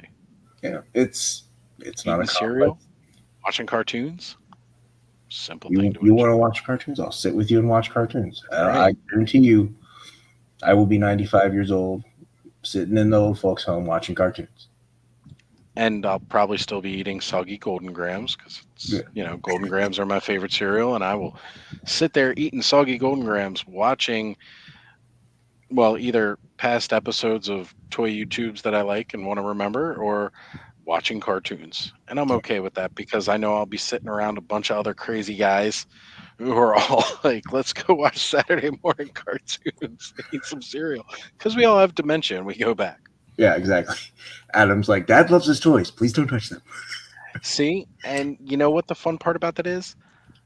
That's what I liked about the, especially with Origins. You don't have an issue with them touching them. No. No Now, problem with him touching them, playing with them, banging around, I have whatever. I have a couple figures that are off limits, but everything else, if you Yeah, want to play with it, go for it. yeah, I mean, I don't that's even the $50 figures, it's fine. But my Mayfex, nope, nope. That's a negative. You're not playing with that one. This is yep. an I love you but moment. This, these I bought with the intent of sharing with my son and having fun with him. And And showing them that's, that it's okay to have fun. yeah. That's the thing is it's comes back to this So right what there. I did to enjoy today, I enjoyed seeing that I'm going to cry tomorrow when I see the new figure Obscura. That was great news to see. I enjoyed that. Um, Are you sure you're finding joy in that? I'm not sure that's joyous. That's more like these are anxiety. tears of joy. It's anxiety. Um, Now my but wallet's crying, but the rest of me's and again, it was coming on here and doing this. I've been excited to do this all week since we planned it out. not. Mhm. I'm always excited to sit down and talk toys. I'm excited to hang out with my friends and get into this thing that we all enjoy. It's one of those things. This is one of those things I look forward to every week is just doing this, whether it's on Toy Frenzy on Thursdays, my own show, appearing here on Toy Therapy, playing with Dom last night, uh, wherever. I enjoy these. I enjoy watching these, even if I'm not involved. Lawrence has been my new go-to on Mondays since Monday before was kind of like a, and now I'm like, hey, I'm Yeah. gonna go check out a Punk with Toys. No, I spend more time watching YouTube than I do anything else. So I pretty much have something every night. Yeah, I'm, I'm well, gonna. because even the nights that nobody's going on, which there isn't, There's um, not now. yeah, there's not a single night that there's not one of You got us. me and Brick on Fridays. So You, Fridays Brick, was pretty much. John, Yeah, John now. Yeah. like everybody is going live some night of the week, and Well, see, I would do Tuesday, but then well, you got toy anxiety on yeah, Tuesdays. exactly, which would be the same time. So it's like no, Sundays is like the busiest day on right, exactly. YouTube streaming these days. Yeah. Like it just keeps getting busier and busier. So So yeah, I'm. I got to watch a lot of things in replay. Out. And I don't know that we could. I could watch them mostly live, but it would be like watching on four different things at that point. What am I paying attention to? yeah, exactly. What do you even know what's going on all four things? No, no. I've watched. I can watch. I think my limit is two. Yep. And And even then it's sparingly because I'm yeah, normally like if I got something here, I might have something here, and then I'm still like probably using my phone to do something else. yeah. All right. Before we get out of here, I want to. I know most of the people here know where you're going to be, but why don't you tell people where you're going to be? Well, The if you next don't couple already know already, tomorrow night, as part of the totally awesome weekend, I'll be doing a live stream on my channel with Thanos Copter says it best everywhere. If you haven't noticed, there's the little byline been running the whole show that says he's Uh-huh. Is it everywhere, everyone. everywhere all at once? Well, that's true because after this, I'm going to be taking a quick break. And even though I'll be joining. Well, let me get through tomorrow first. I'll talk about tomorrow. Tonight, Legion's class. We're going to have the usual panel of hosts, minus cool Uncle Sean, unfortunately. He's got working deadlines and stuff. Which actually, no, that's not the reason he's joining tomorrow. Tomorrow, he is doing something amazing that is way better than streaming with any of us, and that is hanging out with his son. So, cool Uncle Sean, glad you were doing that tomorrow. We will catch you in the next Legion's class or on the next Toy Frenzy. But tomorrow night, Jesse Hildor, the Masterversal Toy Hunter, and Brick Something and I, we're all getting together to pretty much finish up the different races with Legion's class. Again, we're going to be talking more about the All Star 6, as well as, of course, now we're going to be talking about Figure Obscura tomorrow night as well. Yeah. So join us for Legion's class tomorrow if you are all about the Mythic Legions. And then in probably about, say, 20 minutes, I will be going live on Mega J's channel tonight, as well as I will be joining him on Sunday with Brick Something, and we're all going to hang out, and I'm doing live streams every time I'm basically not working. So, Busy. well, Busy. tonight with Mega J, that was a bit of a surprise. As we were sitting here, he sent me the message, and he was like, "Hey, man, you up? Want to go live for a bit?" I was like, normally I'm asleep by the time he goes live now on You know Saturday what? morning, He goes live so late. It's just like I'm not 1 up. a.m. Yeah, he I'm, goes live 1 a.m. for us here on the West Coast I'm, or I'm, East norm, Coast, I'm normally asleep at this time. Just so you know. right? But you're doing a stream with me, so that means we've got to go until 1 Yeah. a.m. Well, apparently we went really long. So, Well, but only 3 hours and 20 minutes. yeah, That's short for me, but I know that's like half the day. But so I yeah, do I'm gonna be appreciate you coming on and talking. Everybody, I will be on Hella Dope Toys on Sunday. Yes, I know it's on at the same time of that's Geek Dad okay. Live, but you know what? Jay and John, they'll be there forever. That's right. We can catch Jay and John the next morning. Catch Jay and John later that night after you're done doing your stream. Or you can come check me out on replay. That's fine. Whatever works for you. It's fine. Yeah. But we'll be talking Whatever you feel. guns. They've sent me the list of what they want to talk about. It should be interesting. But I appreciate everyone coming, and hopefully everyone will follow this advice. And here we go.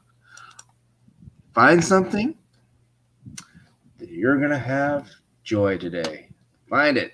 Do it. Use it every day. That is your new mantra. Say it to yourself. You need to do it. You can do it. It'll save your life. Very much so. Appreciate y'all. See you again next week. See you, everybody.